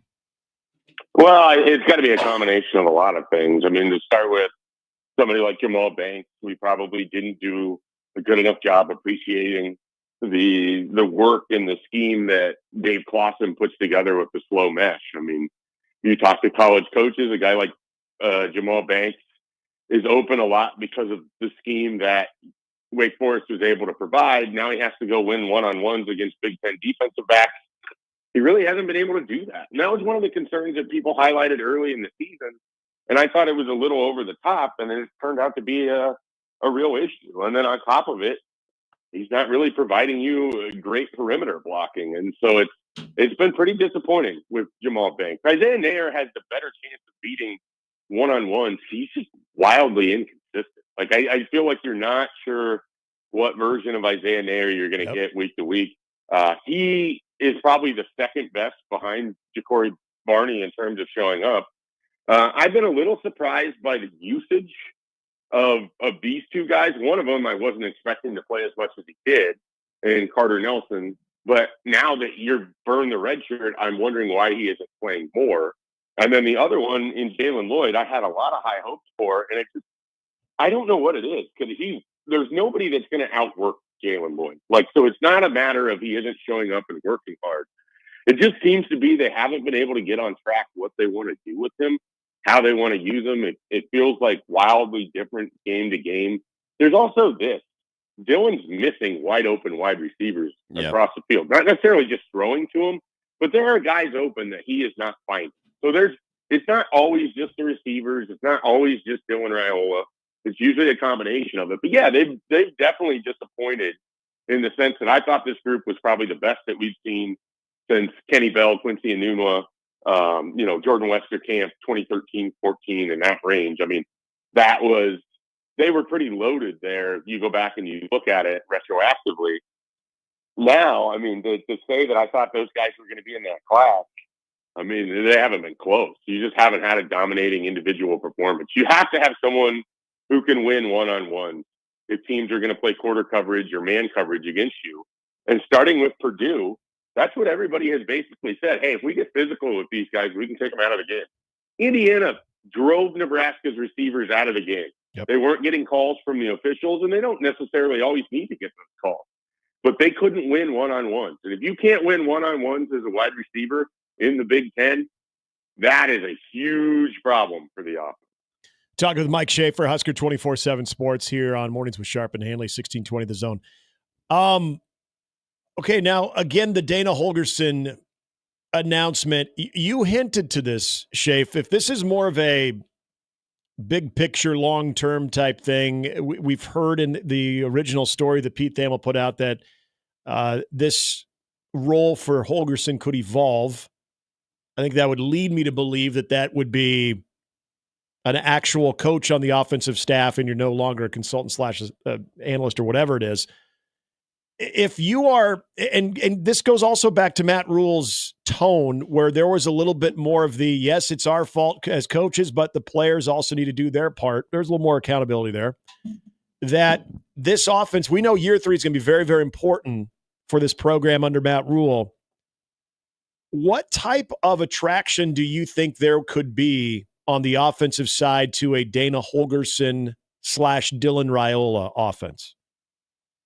Yeah, I mean, I think he's a known enough name in certain areas. I mean, if you go down into Texas and Houston, people are going to know who that is. I mean, high school coaches are going to know who that is. I don't think it's going to hurt you in terms of recruiting. And I think Dylan Raiola is going to be a big benefit. But the way this season is finished, it doesn't look like it did even when you lost to Illinois. I mean, I keep going back to this. That was the best I thought Dylan Raiola had looked all year in a game in which Nebraska lost. Mm-hmm. And the offense from that point going forward has just gone in a totally opposite direction that's really hard for me to conceive. I mean, they had their first touchdown pass last week since the Purdue game in the third quarter. Like, that encompasses the Rutgers game, the Indiana game, the Ohio State game, and the first half of, or most of the first half of, or maybe the entire first half of the UCLA game. That's a long time to not throw a touchdown pass for a team that's probably better built through the air than they are on the ground. So, that's kind of a shocking thing. And so the numbers aren't going to look great, but I think the relationship that Dylan Raiola has, I think people can sort of understand that it's not all on him. He's a true freshman. there's a reason he's the only true freshman to have started every game as a quarterback this year. It's very hard.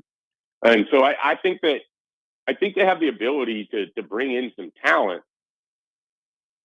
That hasn't really ever been the issue. It's, can you get it all to line up together? Can your development match up with the transfer portal guys that you bring in? Can the portal guys be better than what you already have? Can you go and beat teams like UCLA that you should already be beating? But, you know, it's we can keep rearranging the deck chairs, but if you don't start winning games, nobody's going to care. Like, if you have Dana Holgorsen in 2025 and you're coming off of a 5-7 season, there might be a little bit of enthusiasm, but ultimately you've just gone 10-15 in your 2 seasons with losses throughout the month of November. You're 0-8 in November. Like, Dana Holgorsen isn't going to fix that by himself. There's obviously other systemic issues if you can't figure out how to win games on Saturday. The coaching staff, Matt Rule in particular, told us on the last bye week that they were saving all of their or most of their recruiting days for this bye week. Is there anything coming out of this week that Nebraska's had off that you're seeing on the recruiting trails? Yeah, I mean, with Matt Rule specifically, he's been down in Texas. They went to see Malcolm Simpson, of course, their defensive end commitment that they had at USC. Texas has been poking around with. I think they'll be able to keep Malcolm. We'll see. I'm trying to see how that conversation with Matt Rule when he stopped by his school went for him. And then today, Matt Rule is going to be in Nixa, Missouri, which if you don't know where Nixa, Missouri is, that's okay. But you should know who's in Nixa, Missouri, and that's one of the top players in the 2026 class, Jackson Cantwell. Unbelievable offensive line talent. Unbelievable talent in general. I mean, I think he's like 34 on his ACTs, like a 4.0 student. Very bright, very good player. The son of 2 fantastic track athletes, one with the connection to the state of Nebraska. His mom's originally from Crete. His dad's one of the best throwers, you know, in a generation. So, you know, there's a ton of athletic talent there. There's a Nebraska connection. He's been to the campus a bunch of times. They've developed a good relationship. That is a critical recruitment for 2026, and Matt Rule is expected to be at his game tonight. And so that'll be something to keep an eye on as well. Shafe, I appreciate you. Well, I guess I don't, because I wanted to see you really getting more in. You don't appreciate Mike Schaefer? And he knows it. That was Nick. bad. Nick just said it on the airwaves. He doesn't appreciate you, Mike. It was. I said it. I said it. You set a standard for yourself, and then you don't meet it. It's like when you go play Ohio State close, and everyone gets excited, and then you come out and you don't perform the way the next week. Yeah, so that's just how it is. I'll have to do some soul searching this week and get myself prepared for next Friday as Nebraska heads to USC, and I actually head up to Sioux Falls. I will be watching Nebraska St. Mary's on Sunday. All right. Yeah, and I know you're chomping at the bit to get into a little Vikes Jags this week. I feel like you guys will be just fine. I like the Vikes covered in that one too. Going to play? I don't think Trevor Lawrence is going to. No, play. he's not. He's not playing. He's not playing. I don't know that there's going to be a big discernible difference between the starter and the backup. That's how bad Trevor Lawrence has been. Yes, because that would be one of Mac Jones. And if Mac Jones goes down, do you know who? TJ Beathard? Yes. Sunshine. I follow some waiver wire additions when it comes to the teams that the Vikings are going to play. Yeah. So. There you go. Hey, Mike. Take a win. They just need to win by 1 or more. That's what I need from the Vikings. I got Cover City for you guys this weekend. Feel really good. Boy. About it. Mike, Phillips Avenue Diner in Sioux Falls.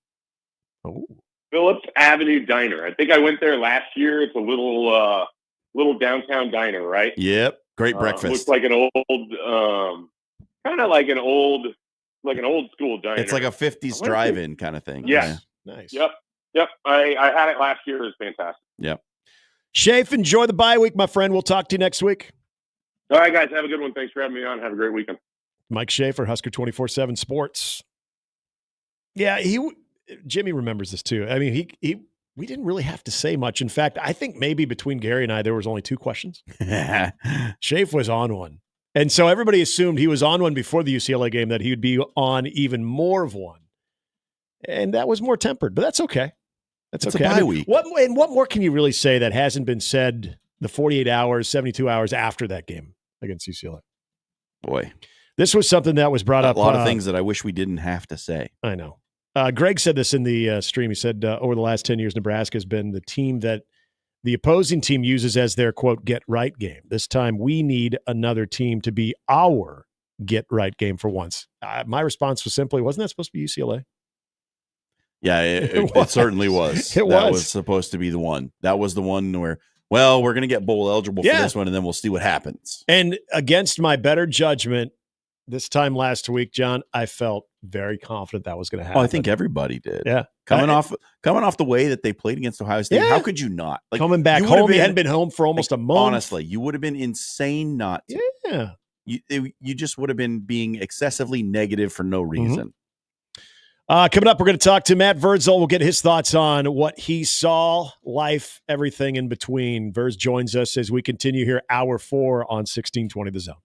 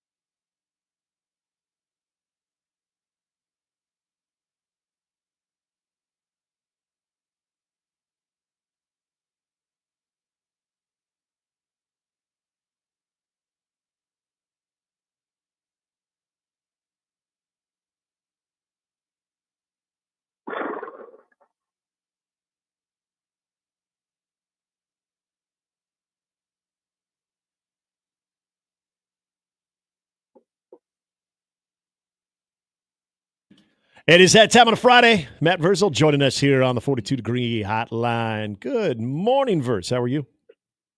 What is up, boys? Not much. How you doing, Matty?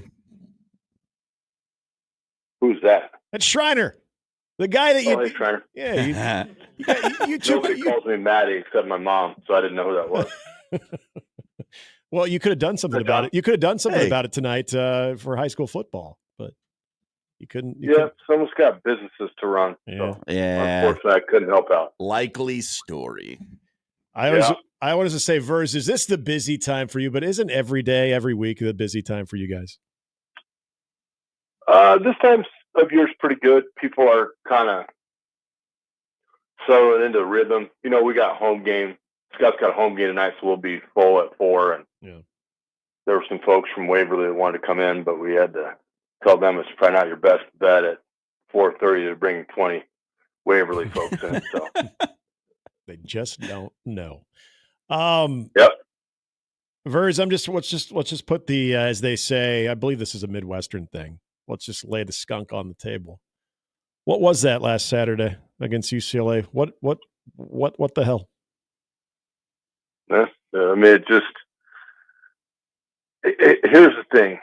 Like, we want to put this on coaching and this and that and the other and get this guy in, and he's going to have ideas and it's going to change.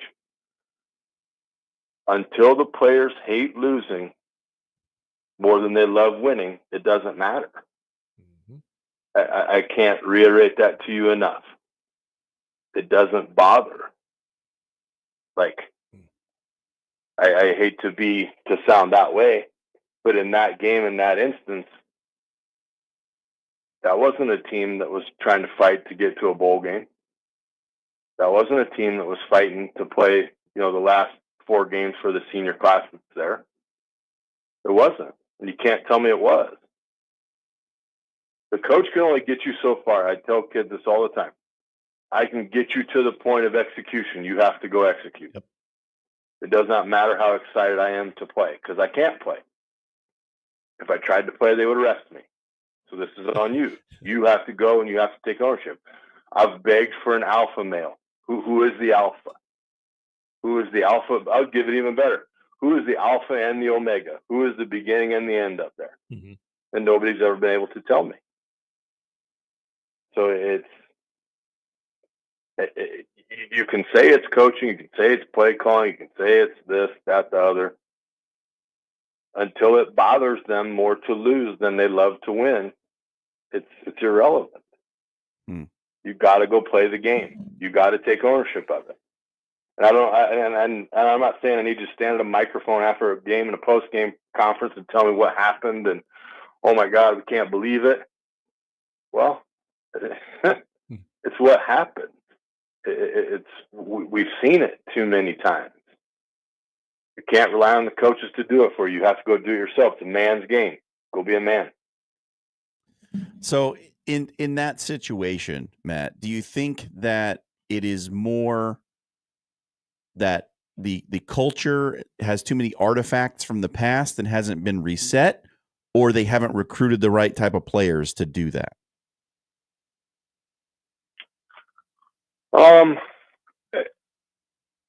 You can say it's a combination of both. I mean, they're still trying to get, their player in, and they've been more than respectful to the guys that were there. But it's some of them, you could probably move on. Yep. And you have the opportunity, before in the game, you didn't have the opportunity to play young guys. You didn't have the opportunity to say, hey, you get to play 4 games and still redshirt. Like, throw them in, see what happens. What's the worst that happens? The better? You got to figure some of it out eventually. But it's old habits will die hard. They always do.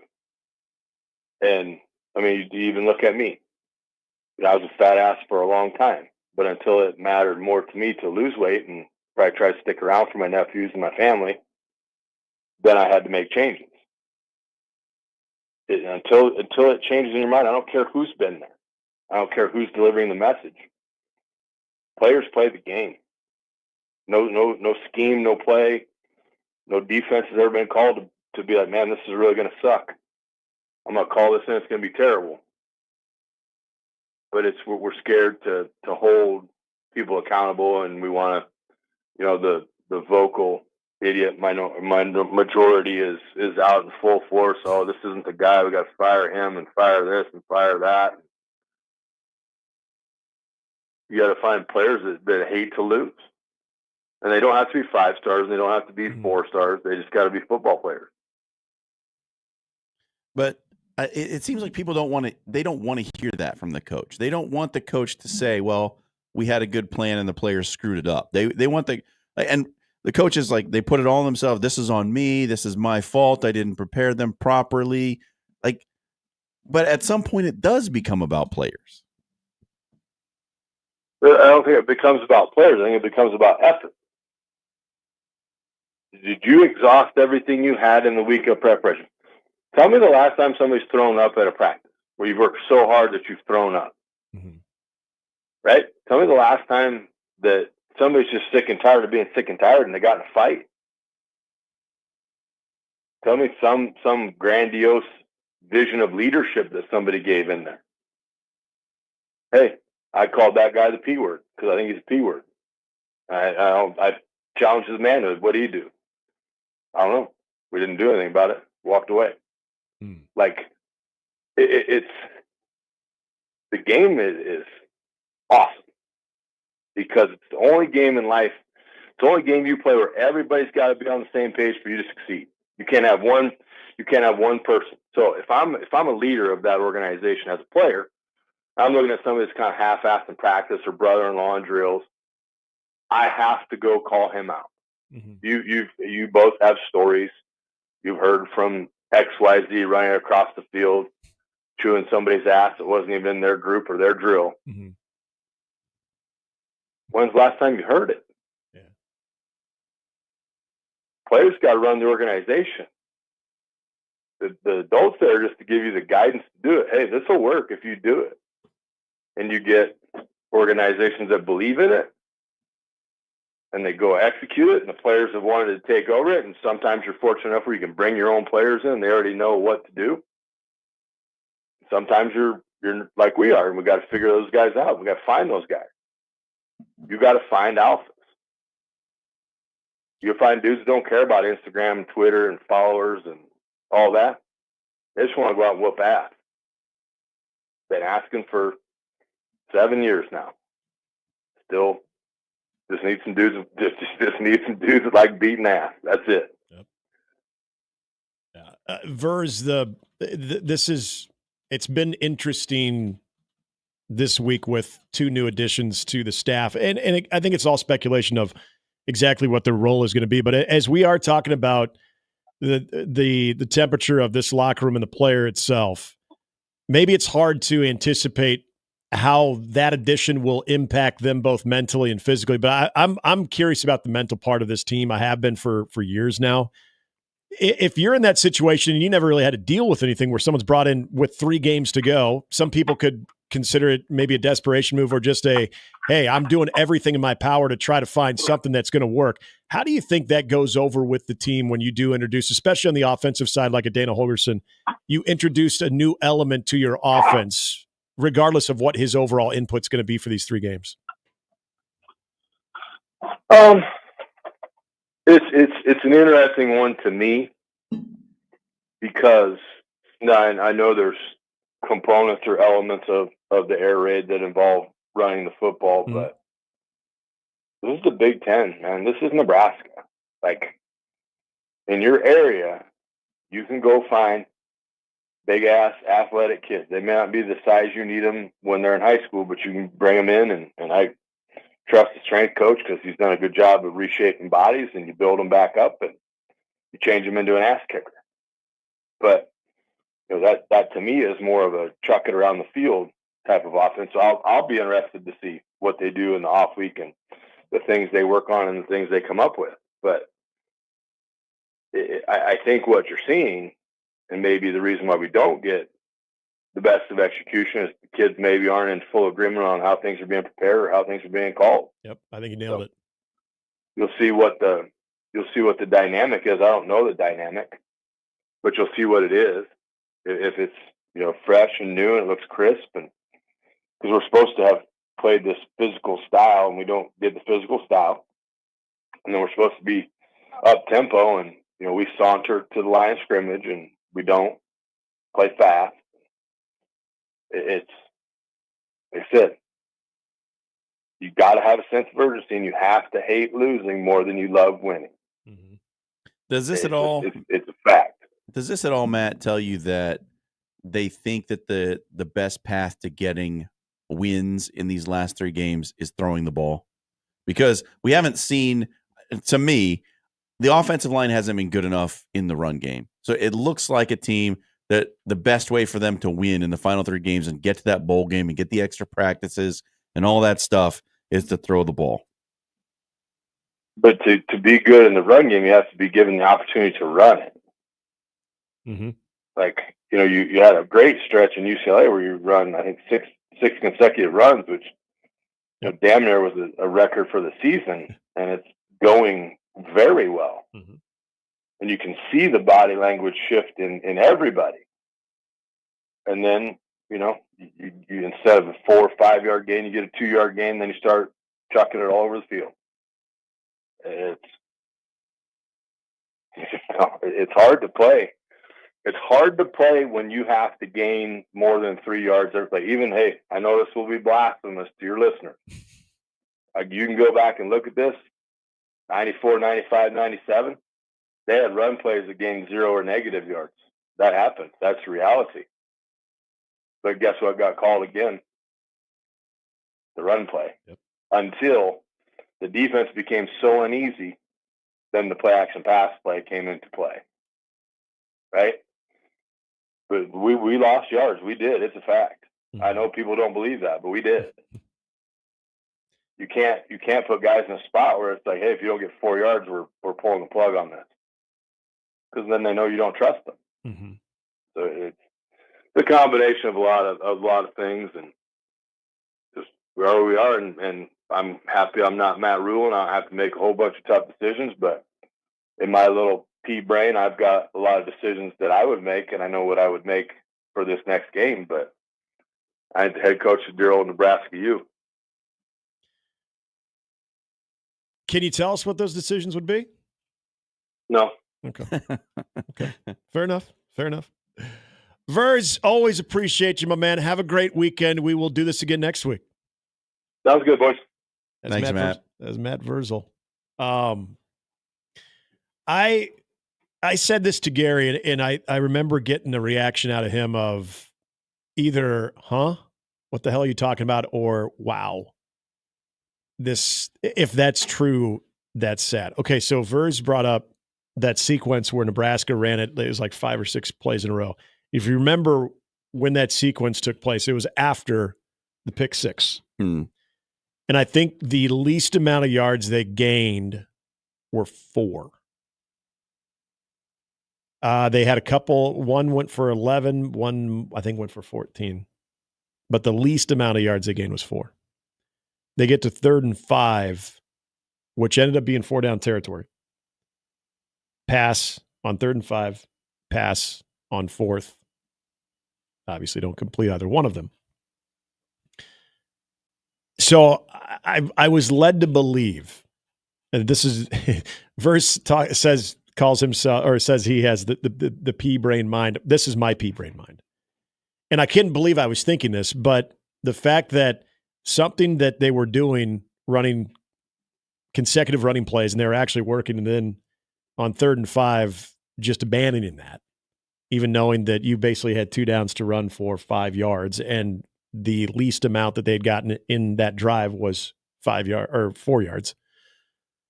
That I thought the only reason they ran consecutive running plays is to give Dylan a break. I really do. And I hate thinking that, because I know there had to be strategy in that. They're like, hey, let's fire up the running game here.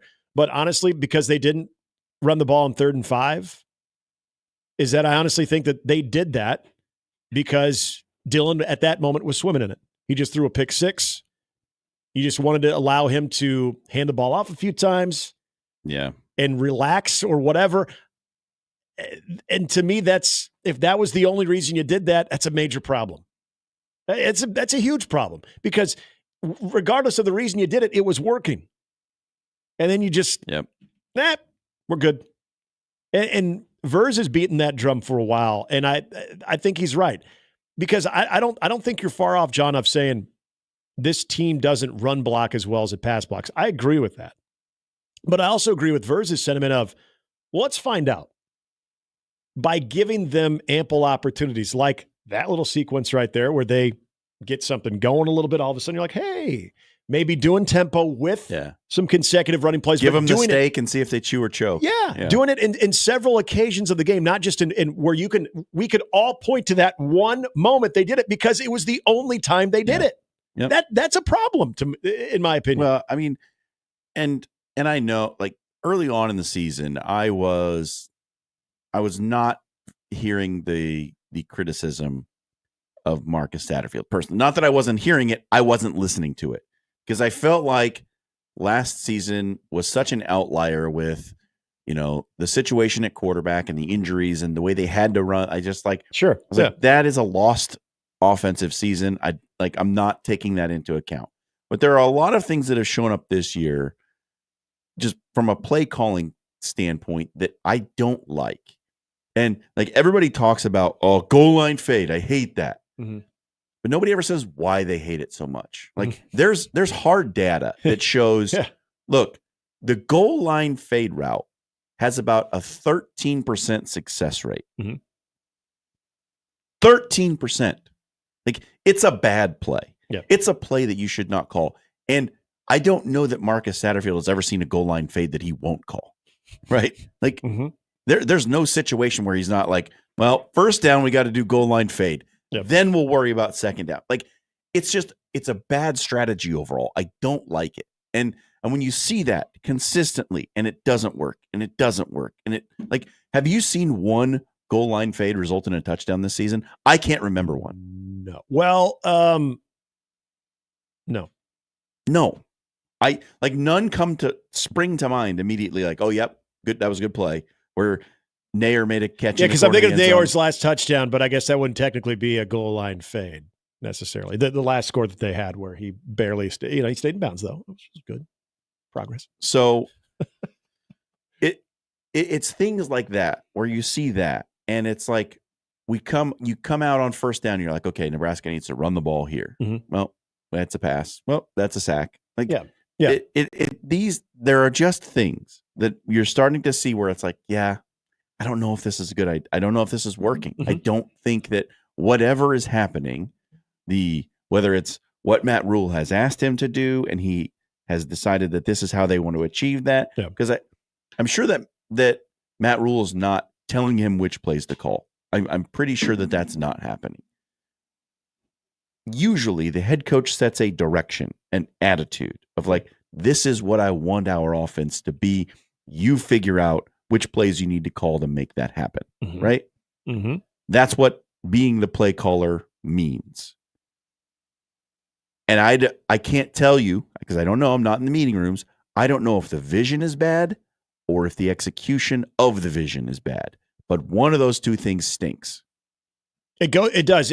You're on to, I think, the right track of some type of disconnect between game plan, player execution, preparation, what Rule is seeing throughout the week, what's playing out on Saturday, and how that involves his offensive coordinator. Because I will say this until I'm blue in the face. To me, it's not even the plays itself. It's when they're called. Because there's a lot of, we were talking about the route trees that are designed. If you're watching in the stadium or you're in the press box, you're seeing guys open. So it's not even necessarily the play itself. It's when it's called. And it's what you refuse to also allow. Then this is a running game conversation too, of when you decide to go to the run and then completely abandon it for a very long time. Because like what Verz said, well, because you got stoned on maybe the first one. To me, it's not even it's really not the plays. It's when they're called, when they're used. Yeah. And this goes back to the overall flow, because if I could answer your question that you're pondering, I think it has something to do with once the game starts, is that you lose. Play you calling lose. is about flow. It is, and feel. I think you lose that. I think you got a guy that just does not have a solid handle on that flow. I truly do. We're going to come back. We're going to wrap things up, get you set up for the weekend, and also the Connor Happer Show. All of that as we come back one final time on this week. It is Mornings with Sharp and Handley, John, Jimmy, and myself. 1620 The Zone.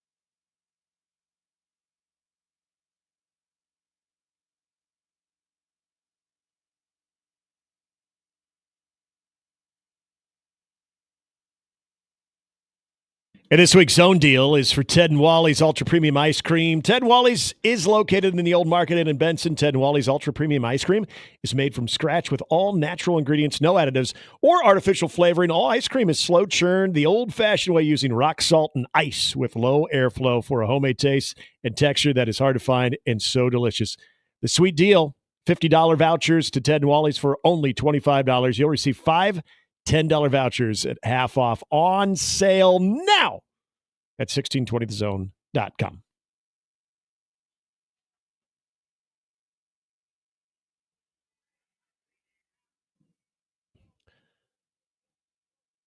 Big thanks to our guests on the show, Brett Ciancia of Pick Six Previews, also Lee Sterling of Paramount Sports, Mike Schaefer, Husker 24/7, and Matt Verzal. If you missed any of it, radio replay is always your friend. Connor Happer Show just around the corner. Guys, I wanted to get to this real fast because we all have sports or a team that we love. Hail.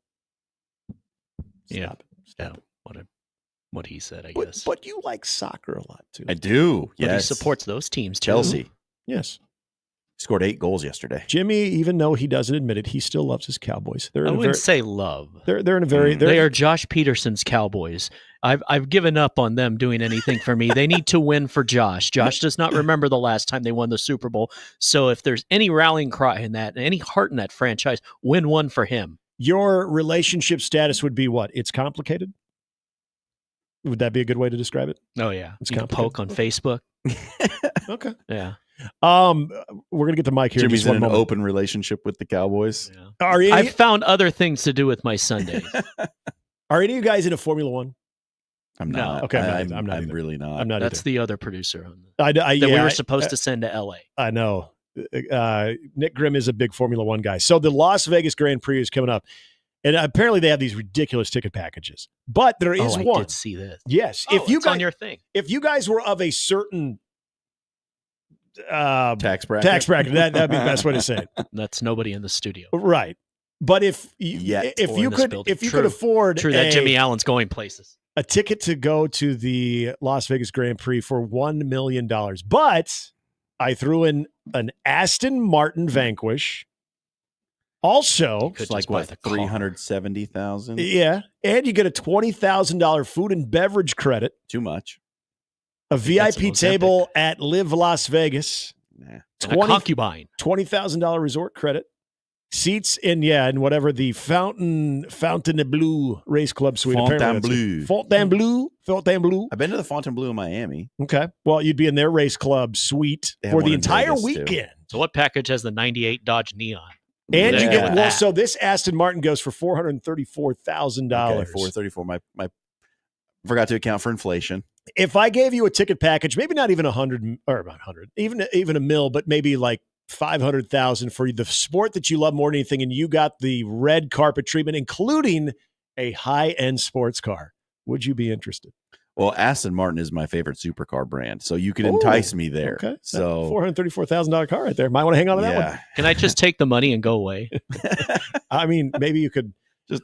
So maybe you could buy that ticket package and then you could try to upsell it to somebody else. Yeah. This is the Aston Martin that they gave away at the Las Vegas Grand Prix. It's not worth $434,000. It's worth $1 million. Yeah, see, there you go. Buy it. Yeah. Give me the money. Never hear or see of me again. Yeah, I think there's a lot of dumb things I would do with my money if I was in that tax bracket. Like if you had won the $1 billion lottery. Yeah. So if you two fight to the death. If you're asking me, like if I could get like this awesome, amazing, like Ryder Cup experience or Masters experience. Yeah. I was like, really, Ryder Cup? You need to go to Augusta. It's calling you. Yeah, but Ryder Cup, that's where all the crap talking takes place because it's team golf. I don't think I would do it for racing. I'm not into racing. Well, I would do it for racing. But if you had a soccer experience, like you could go across the pond and check out. Like, here's the thing, right?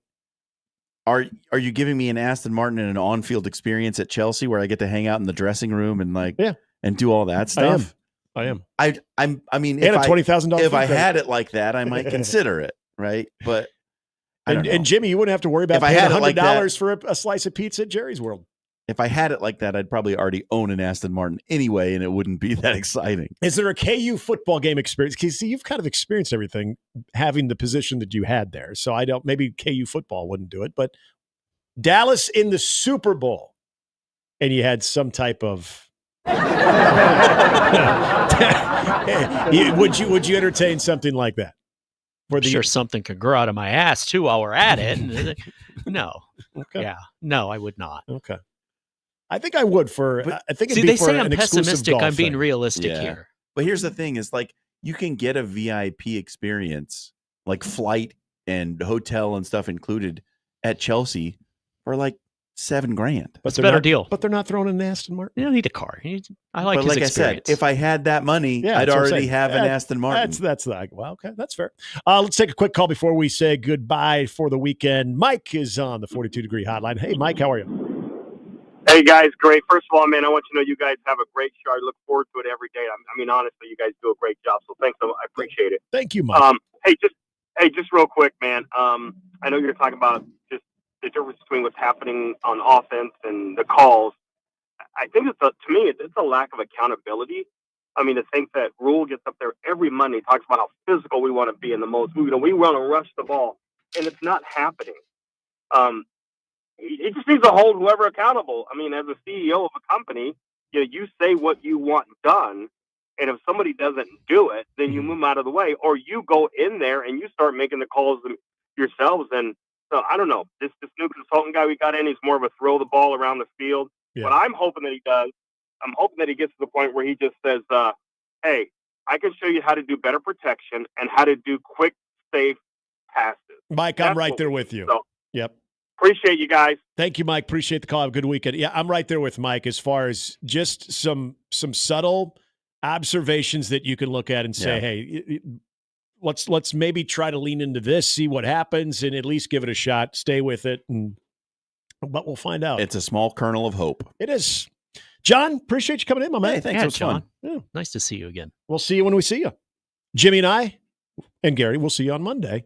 Connor Happer Show coming up next. Have a great weekend. Enjoy it all. No football for the beloved, but there's plenty of football to take in and more hockey, basketball. It's all there. Have a great weekend.